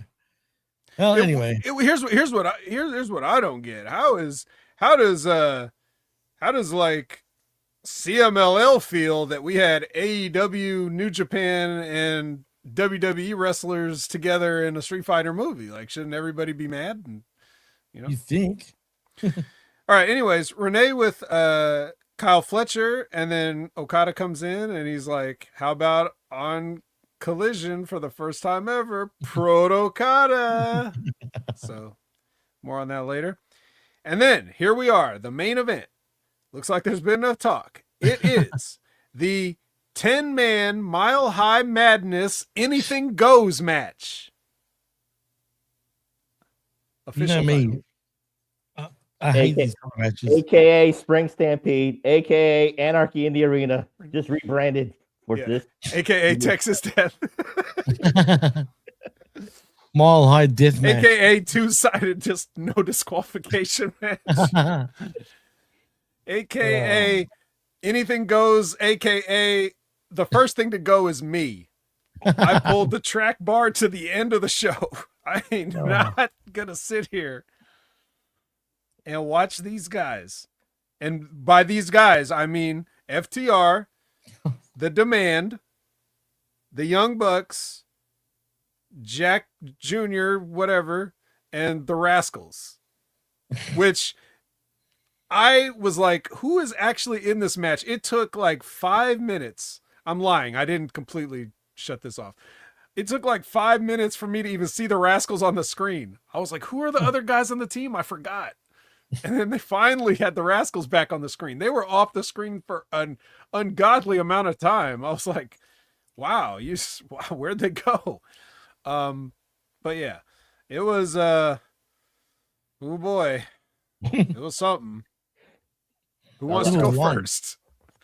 Well, like I said, what haven't you seen in a spring Stampede match and an Anarchy in the Arena match and a Blood and Guts match without a cage? The same thing, moving all over the ring and stuff like that. So you ain't missed nothing. And if you kind of like, secularize it, guys, it was just meant for two guys to really like continue their progression, if you will. And that's Jungle Jack and Ricochet.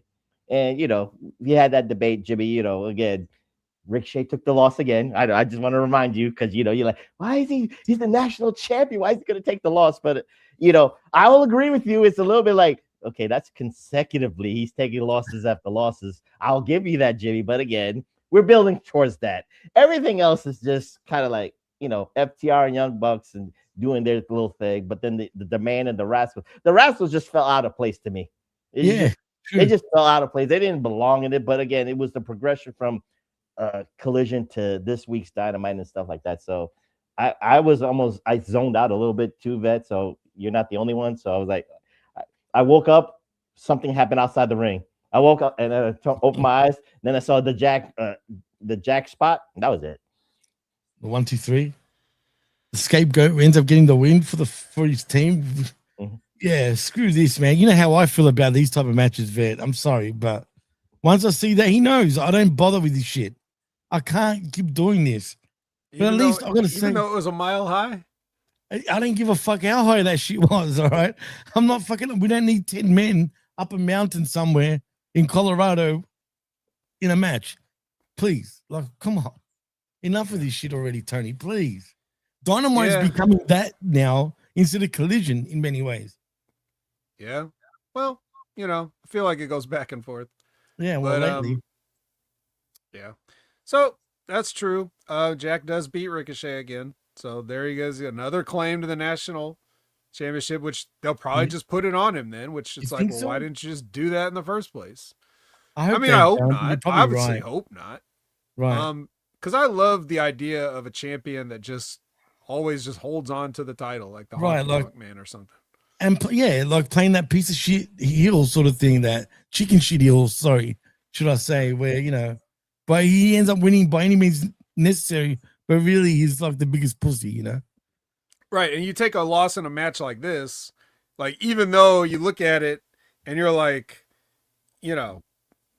I mean, one of the FTR guys was just right there ready to get pinned. That would have been obviously actually perfect. No, you're right. That actually makes better sense that a Buck pins like either Dax the Axe or Cash and it would have made perfect sense to build that momentum into Revolution. I agree with you, Vet, on that. Especially if it was if you're not going with the Bucks at Revolution. Like if you're going to have FTR retain, then having the Bucks beat them here or one of them here or whatever it is, But I understand their thinking. I just don't like it.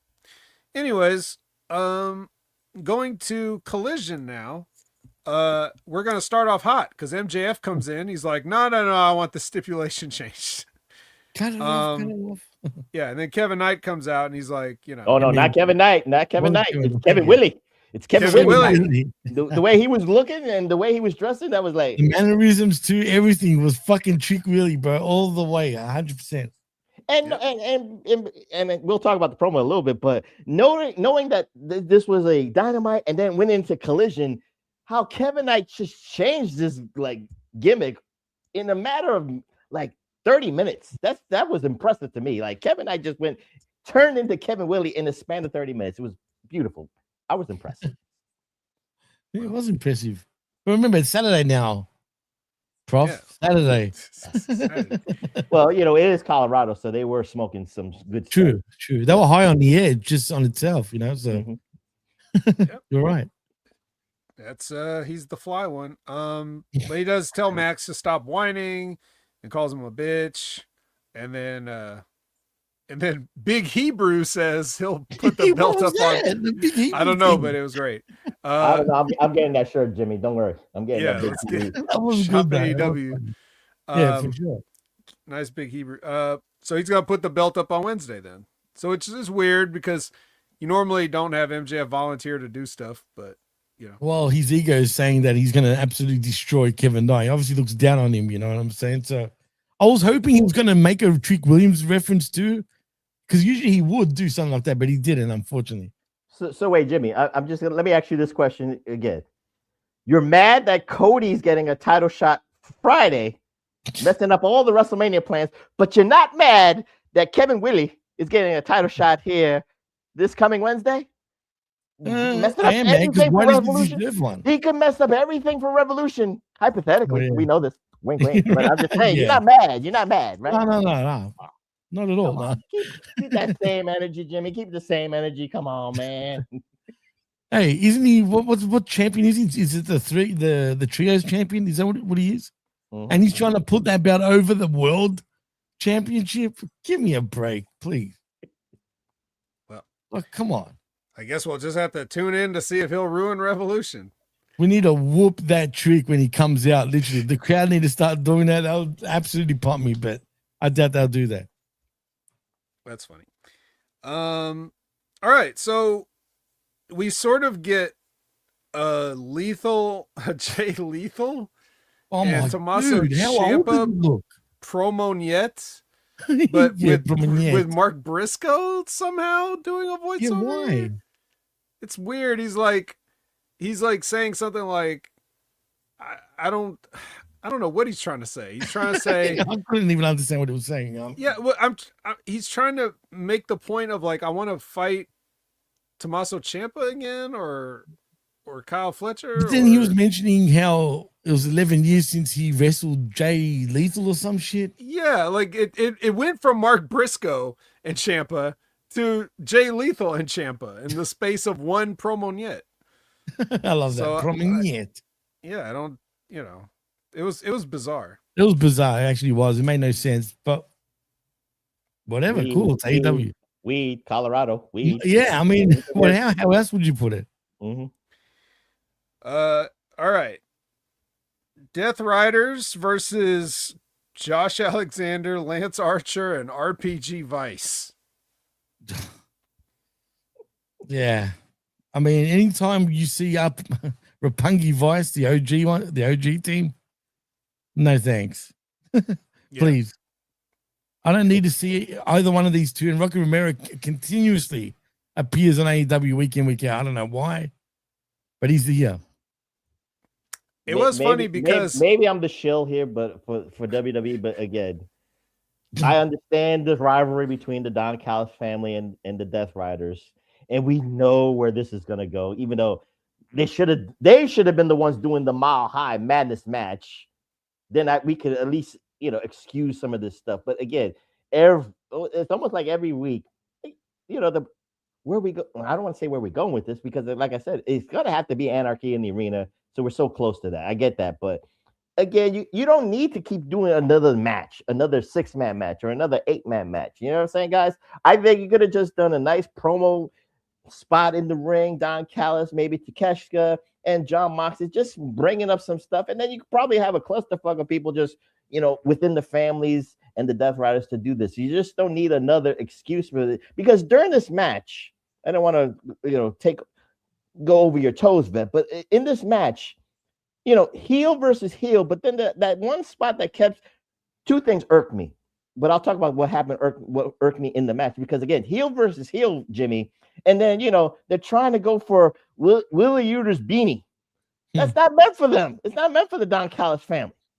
But what got me mad, Jimmy, was even before the match is Jon Moxley's on commentary.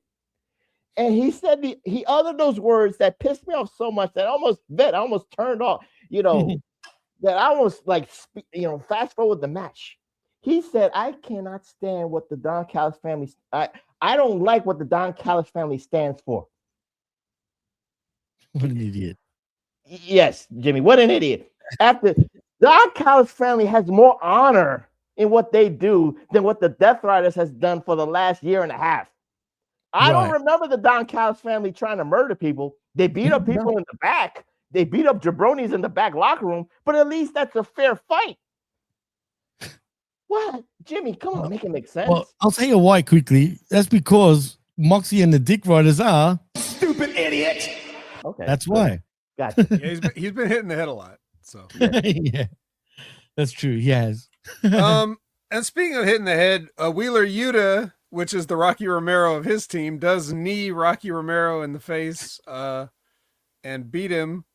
And then Takeshita instigates a pull apart here. So these guys just had a match, just fought. One team lost. Mm-hmm. Then Takeshita comes out and starts some shit with Moxley. And then that's when everybody who was already just fighting each other is now in the, hey, everybody cool out mode. Yeah. So if you want to talk about on a macro level, on a micro level, nobody knows what the hell they're doing here. And do you blame him? Who else can I blame? Like, true. Who do I blame? I'll take that back. Got to blame somebody. I blame them all. Yeah. It's all their faults. That's true. Yeah, it's Penelope Ford's fault. Yeah. It's her fault this happened, and it's their fault she got hurt. It's everybody's fault because you can't get your shit together as a crew, and look out for each other and have some continuity, just doing dumb shit just to do it. Even if it was just something like,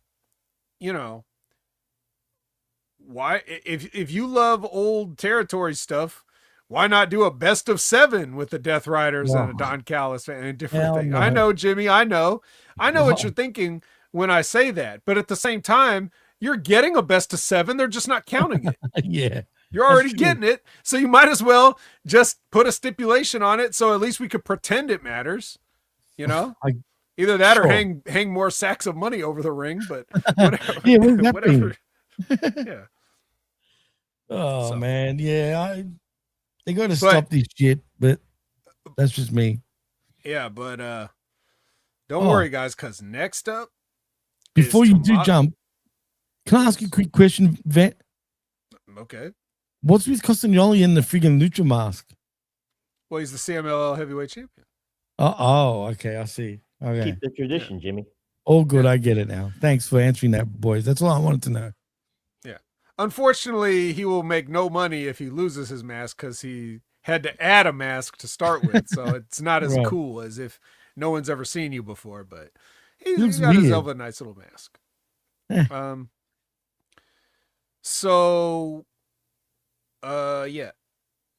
It is Tommaso Ciampa versus Jay Lethal, who Jay Lethal has aligned himself with the Swirl lately. And they are the Lethal Swirl. Ugh. Yuck. And that motherfucker was swirling all over the place in this match, just quietly. But I also want to mention, Jesus Christ, how much has Jay Lethal changed since the last time we've seen him? I don't know when was the last time we saw him. Exactly. He was put in the box that Danhausen was in as well by Tony Khan for the last 2 years and just kept there. Now he's out of the box and he's aged about 10 years since. Yeah. I mean, seriously. I mean, it'll age you. His job is to groom the swirl. So, We don't need swirls groomed or anything. Jesus Christ. He's a veteran. What do veterans do? Groom the swirl. Yeah.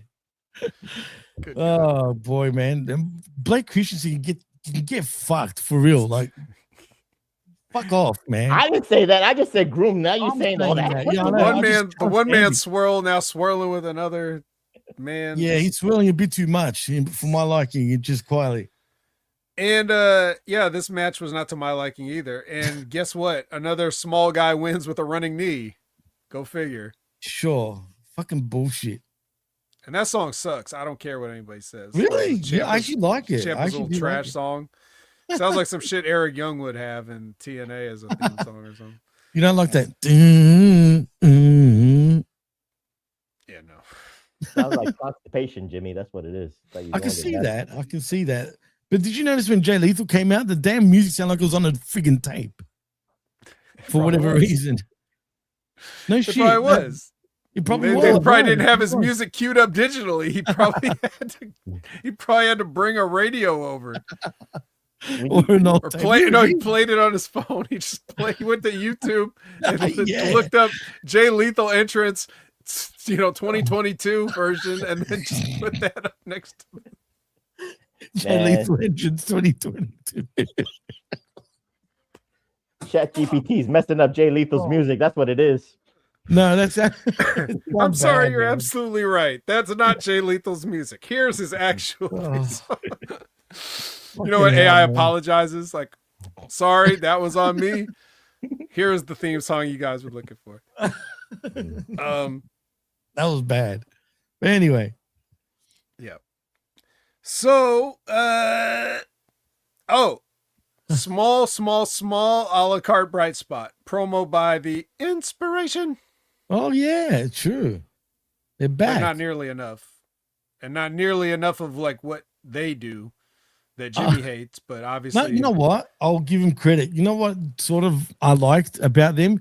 If you look at them, right, they don't look like the type of women that will talk Ocker. And when I say Ocker, that means that true blue Aussie style. But they do. Like, they look like hot chicks, like classy chicks. But they're very Australian. And that I kind of pop for because they don't look like the type to be that way. So that kind of makes me laugh. Whether they're going to be inspirational in AEW, we shall wait and see. Hopefully, maybe I'll give them a second chance. All right. We'll see. Clean slate. A clean slate because it's a new company. You're not amped for Brawling Birds against the Inspiration? Oh, they're going to have an Ashes series. And if you guys don't know what I'm talking about, basically when England play Australian sports, it's a big deal, right? And they usually play for a thing called the Ashes, a little urn, especially in cricket. If they do that, I promise you they're going to friggin' do an Ashes series, the Birds against the Inspiration. But let's be fair, Professor, as you would say. To be fair, come on. The Birds will absolutely annihilate these women in a real fight. Like you'd think. Well, that's why we have to watch it, Jimmy. You know that. Well, yeah, we've got to watch it. It's going to look bad, but we'll see. That's why we book it. Book that shit, pal. But shout out to Serge Zilla saying AEW won't do anything with him. He's probably right. We'll see. They still haven't done. I mean, they already aren't right. Like, think about it. The debut on the house show nobody saw, and then this random shit buried on Collision.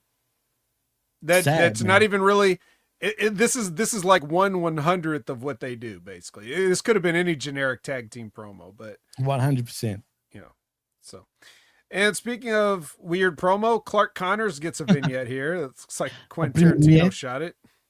Yeah, somebody in LA.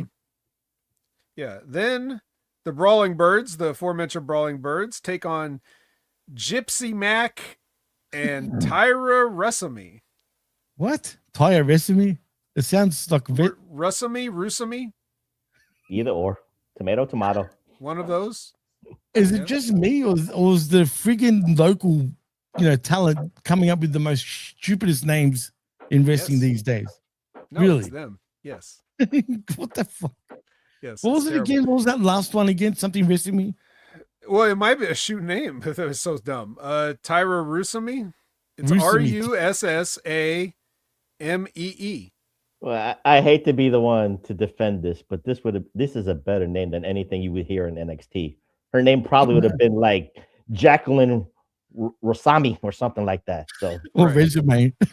resume. Even that sounds better than what NXT usually has. But what about Gypsy Mac though? Yeah, that's fucking stupid. Gypsy Not Mac. Ninja Mac, not Willie Mac. That's her government name. Mac. That's her government name right there. Oh, okay. Gypsy Mac, but not Little Mac. Not Little Mac from right, Punch-Out. Right, knockout. Yeah. Punch-Out, sorry. Gypsy Mac. Well, they didn't last long. Brawling Birds, they don't play. They'll knock you out. So that happened. Are they the tag team of Thatcher and what was the other guy's name? In NXT, there was Thatcher and one other dude. I forgot his freaking name. They both had the same trunks on. They both wore the blue trunks. They were a tag team and they just used to beat up people. Like you guys know what I'm talking about. Yeah, I know who you're talking about. Yeah. I can't get the name out for some reason. Thatcher? Who was Thatcher? That was Thatcher. That was Thatcher and Riddle. Yeah. But they didn't wear the same trunks. I think you're meaning the other the two bald guys. The bald guy, yeah, who's on. That was Danny Burch and Oni Lorcan. Danny Burch, that's it. Danny Burch. Oh yeah, and you're right. Not fucking Thatcher, but Thatcher kind of reminds me of them anyway. That's probably why. Right? Yeah, he came in a little bit, But that's what the Birds are. Yeah, that's them, except their asses are out. Yeah. So next we have a promoniette for a 4-way. $200,000 tag team #1 contenders match or something. I don't know. Maybe I made that last part up. $200,000 though. That is definitely on the line between the Swirl, the Outrunners, LFI, and that being Roosh and the other guy. And Jalisco. Was it Jalisco? I don't even know. I thought he just came back from injury, so Yeah. He's ready. He's going right into the heat of this 4-way for $200,000. He's got medical bills. He needs and private party. Private party is the last. Yes. So we need to get some shots. Yeah. Poor guys. All right. Enough of that. The main event here, whatever the last match was, who cares? This is the real main event. It's Proto Okada versus Top Flight. What can you say? Obviously, the best match ever. We got the future of the business. Kyle Fletcher, everybody knows he's the best, right? You've heard me say it millions of times how nobody's better than Kyle Fletcher, and he's definitely safe in the ring, and he never ended anybody's career or anything like that. Never. His partner's not fat and rotten too. His old partner, not this one. This partner's perfect. So, of course, the important thing here, guys, is that Okada ensures, unlike probably Takeshita would, Okada ensures that even though the match was already over, he wanted Kyle Fletcher to get that pin. Yeah. And they both called them. And Speedball. And what was Trick Willie Jr. changed already? He was wearing different clothes suddenly from his Versace shirt and his lemon steppers. Well, what you're talking about here is Jet Speed coming out when right. Proto Okada is basically saying, who's going to step up to us, the greatest tag team ever? And Jet Speed comes out like, well, we are going to. And Mike Bailey actually had tried to have some funny lines here. And I'm not even going to say he didn't succeed. He was a little bit funny today, but I closed my eyes and Mike Bailey sounded like Jardine Gargano. I don't know. He that was fucking, he really sounded weird in this promo, but his French Canadian really came out with the promo. Always, he's non-binary. He don't even label himself, Jimmy. You know that. I know, it's true. He's a weird cat. So, who knows? Maybe we'll see. We could see Jet Speed versus Proto Okada, who, very exciting. Proto Okada will wipe the floor with Jet Speed, literally. Yeah, well, I don't know, Jimmy, because the whole point was they individually beat him. So obviously, as a team, they could probably totally beat him. Oh boy, we're asking for stories, Jimmy. You remember that? That's a story. Is this a story? Yeah. What is it? The beach story? No, that's a great story. The Continental story. Well, when is the Continental Classic starting? Very soon, isn't it? Isn't it sometime? No. In the the end of the year. Oh, okay. Thank God. All right. We're as far away from the Continental Classic as we could possibly be. You're talking about the Owen Hart Cup. That's coming up, right? That's right. That's right. Which, remember, in the Owen Hart Cup, there are no rules or sacred like deals. You could just do whatever, you know. Mm-hmm. In fact, wasn't one of the Owen Hart matches like wasn't last year one of the matches like some hardcore match or something? Somebody was like, let's just do a hardcore. Like, what? Probably. This is a tournament. Mm-hmm. You just decide to have steps in the tournament. Or was that the women's tag team tournament? I can't remember. No. I think you're right, because I was thinking at the time, and I remember saying something about Martha Hart. I mean, how would she approve this? Like, really? Yeah, right. There's no sanctity. Let's put it that way. We don't need to worry about honoring Owen Hart. We only have to worry about honoring the continents. It's a hardcore legend, Owen Hart, by the way. Yeah. Well, enough is enough, and it's time for a change. We're going to Orange and Darby in a promo yet here, which was kind of weird. I mean, Orange just sat there, but Darby did all the talking. Bro. Yeah. So we're going to see them probably take on what could have been, guys. What could have been, guys. Again, I just want to remind the Jaime Knights. I know I'm a broken record when I say this, but last year could have been Darby's year, and now he's got to fight. He's got to fight war dogs. Hey, it was his decision, all right. Yeah, I know. I'm just saying. I'm sorry, just reminding people. Darby could have had the year of his life in 2025 going into this, but now he's got to fight war dogs. Believe me, he did have the year of his life by going on to Mount Everest. I mean, I'm just saying it's true. Well, I mean, if that's what he really wanted to do, I'd still have to say it's better that he did that than won a fake belt in a company that's going nowhere. But, you know, whatever your thoughts on that. The next match was Toni Storm, timeless Toni Storm versus flightless Zeta Steel. What the hell was going on in this match? I have no idea. But Toni Storm won, and Marina Shafir came out to attack. But then Yuta came out too, and then Tony snatched him bald. I don't get what happened. This match was weird as a whole. Just the whole thing. There was sniffing, there was running. No, Jimmy, the logic gap. Again, remember I said during the Death Riders and the Don Callis family, they were the heels against the heels, the beanie move, you know, trying to show off the baldness. Right. That was meant for Tony, but you had to like do all that. Again, the logic gaps is bad here, but that's the thing I hate about that stuff. So, you know, and by the way, your fearless leader is bald. Your second in command, Claudio Castagnoli, is bald. So why is this embarrassing? I'm just saying. Good point. When did Wheeler ever talk about his beautiful hair? I never really, even before the hair versus hair in Australia, I never remember Wheeler he grew his hair, so what? But that never meant that was his beauty. He never played it off like for vanity's sake, because again, he's the young boy of the Death Riders, or one of the young boys, along with Daniel Garcia. But did you ever notice that he's getting demoted more? Daniel Garcia took his level. Yeah, Daniel Garcia is supposed to be the young boy, but Wheeler Yuta is regressing back in the rankings of the Death Riders. I'm just saying that's the way it is. Well, I didn't see Daniel Garcia get a win over Rocky Romero. That's what I was going to say. But has Daniel Garcia really done anything? Like, at least Yuta's in sort of things. Like, he's in sort of, if you want to call it, storylines. Yeah, actually, all joking aside, well, maybe a little joking, what cooled Daniel Garcia the hell off more than joining the Death Riders? That's true. And I'm glad for that. Bury him in the middle of this shitty gimmick so that we can stop focusing on him and he can stop main eventing shows. Like that's true.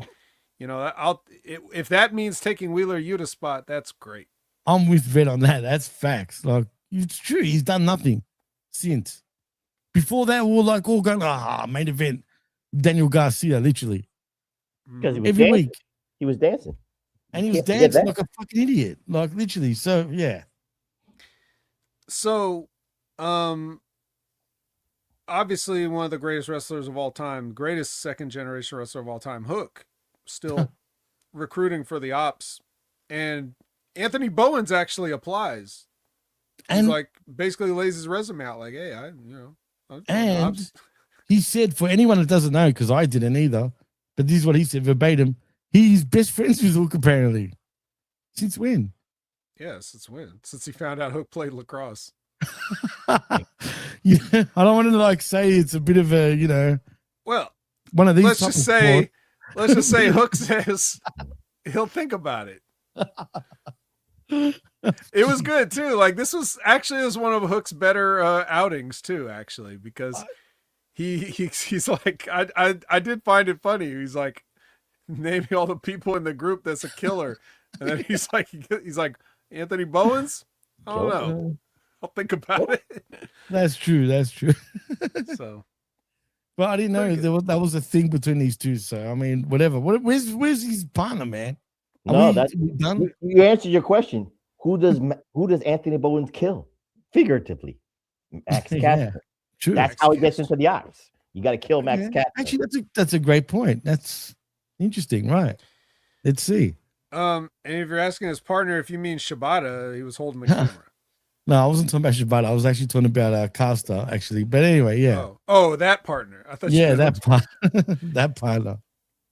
All right. Well, here's a couple of partners. The Dark Sisters.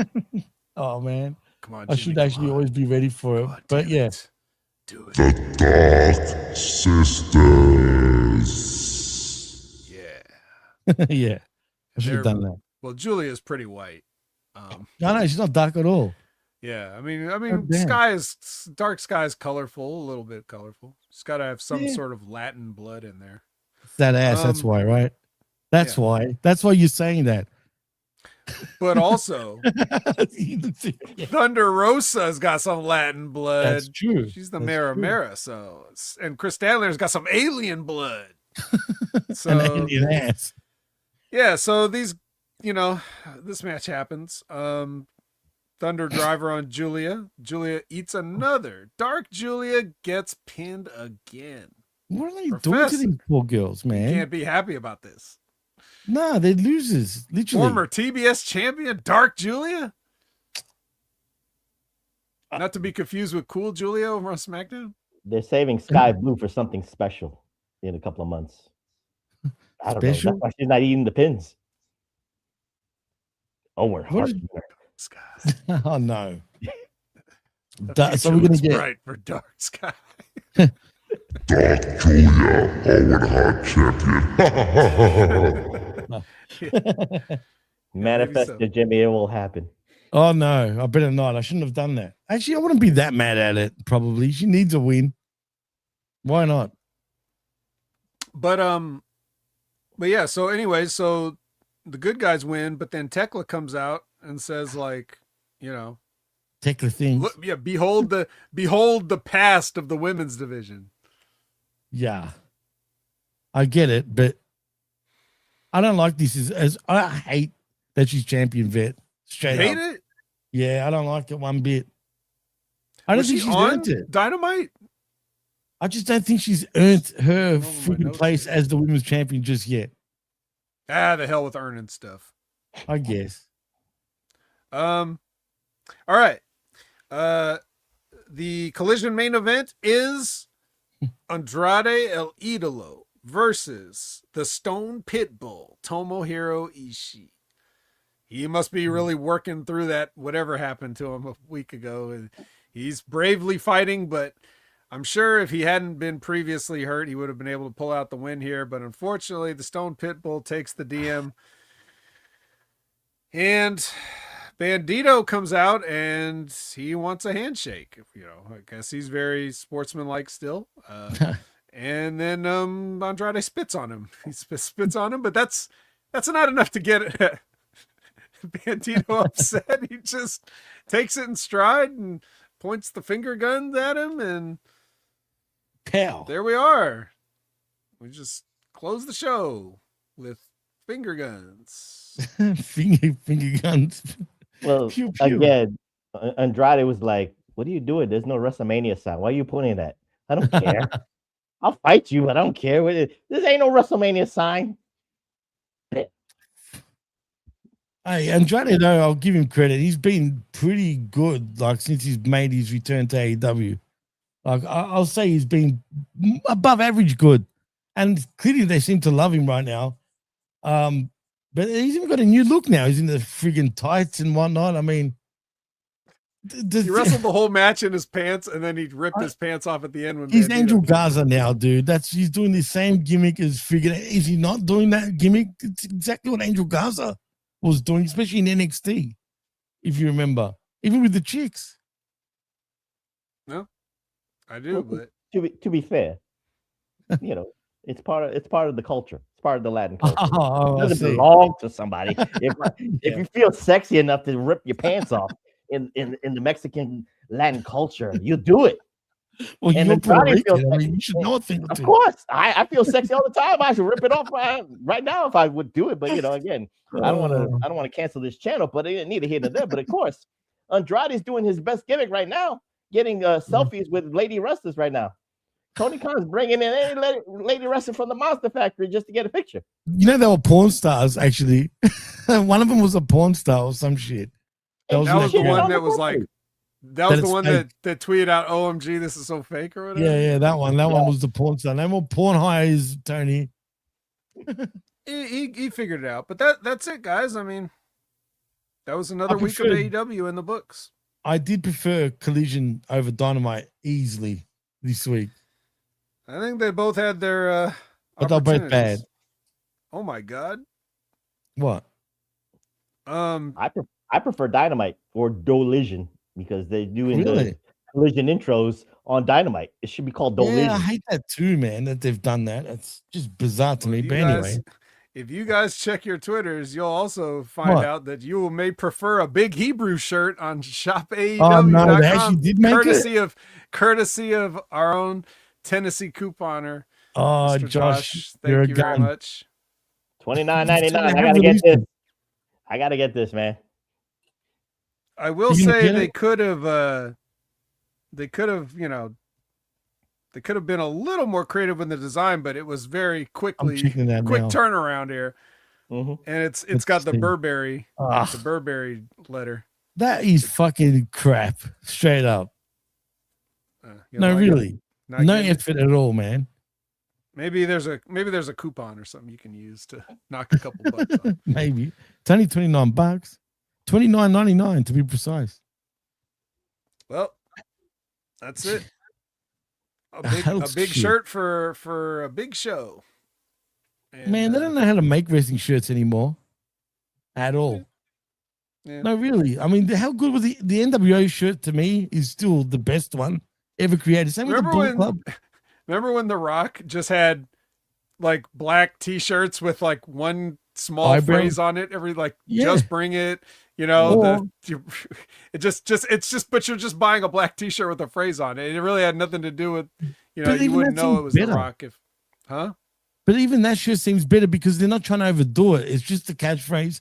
That's it. Like Austin 316, right? In bold white letters. Whereas this MJF thing, you can tell they're trying to put an effort, and that's the problem. They're trying to put an effort, and it just comes across as just like meh. No, but once he said that gimmick, you got to print it out. You got to print it out. That's what it is. So probably within a month's time, Jimmy, they're gonna rebrand it or redesign it so this way it has this better lettering and stuff like that. It's gonna still be black, but I think that's right. The lettering kind of looks a little bit sloppy, a little bit like they had to rush it out. It looks hip-hoppy. Some of the t-shirts, like you could choose the color. I mean, if the color was the Burberry color, other ones, and you could choose the type. You could choose long sleeve, short sleeve, tank top, whatever. So, but whatever. That's neither here nor there. Right. At least they did it. But thank you, Josh, by the way. Don't forget Jaime Nights. Go on Jaime Media Group at podbeam.com to buy your own big Wreckage t-shirts. I'm starting right now. I just gotta go on ChatGPT to make the design. Doesn't it look kind of Wreckage, if you know what I mean? It actually does it not? So I can see that. You know what? We should get merch. I think a Wreckage shirt would be actually pretty cool, in my opinion. Big Wreckage. Big Wreckage, right. But or even like that Wreckage and then boy on the bottom. I could just see it. I think it would look boy on the back. Okay, that makes sense, right? Boy, for sure.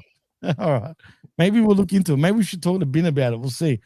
But what? That'll be $35 $35 true. I mean, you're saving $5 at AEW. No, you're not saving $5. You're spending $30. Oh yeah, exactly. Right. So anyway, $29.99. Well, I guess we should tell the people where they could find us, right, I was just going to ask you that. Go all for right. it, Well, at Opinion Ever everywhere on all your favorite social media platforms and here on HFG, whether it's Next Level Wrestling Review every Wednesday with Big Ray or whether it's the Impact Attack Monday nights with Brandon. There's plenty of vet to go around.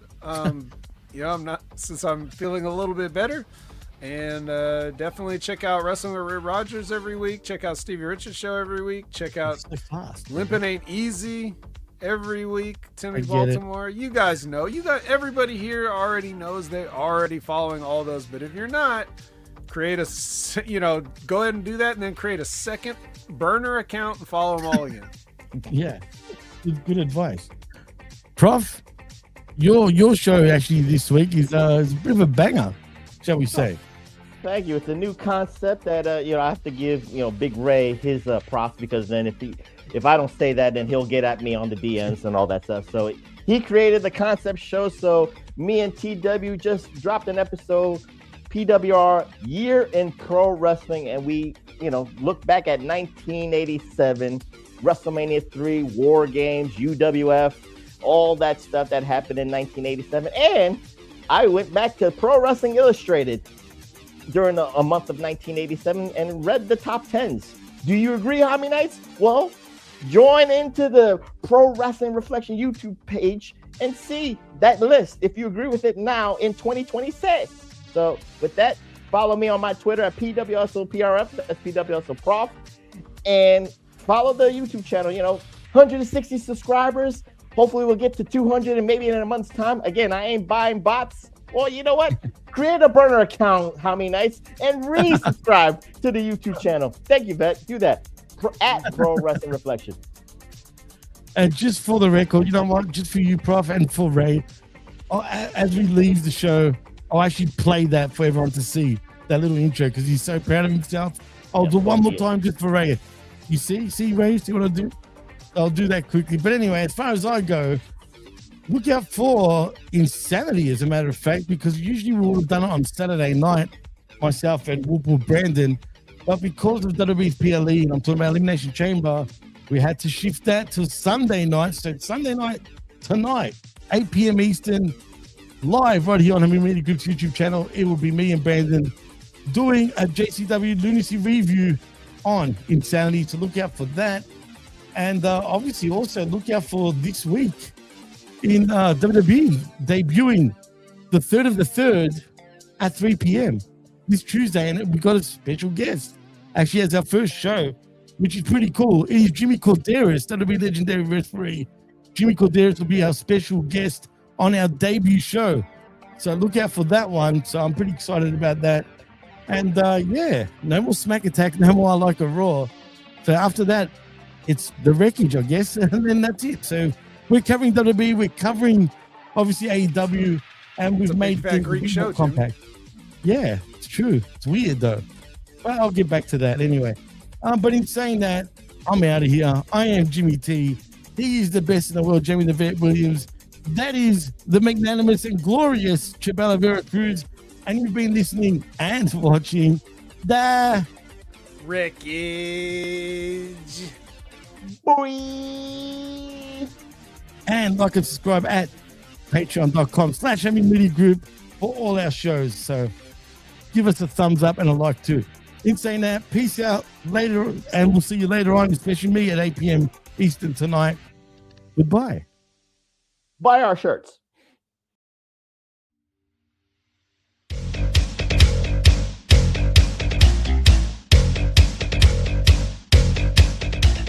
Professional wrestling is broken down into moments. And these moments define eras. And these eras have extremely pivotal years. The PWR discuss these pivotal, generational, and era-defining moments as they discuss this year in pro wrestling history.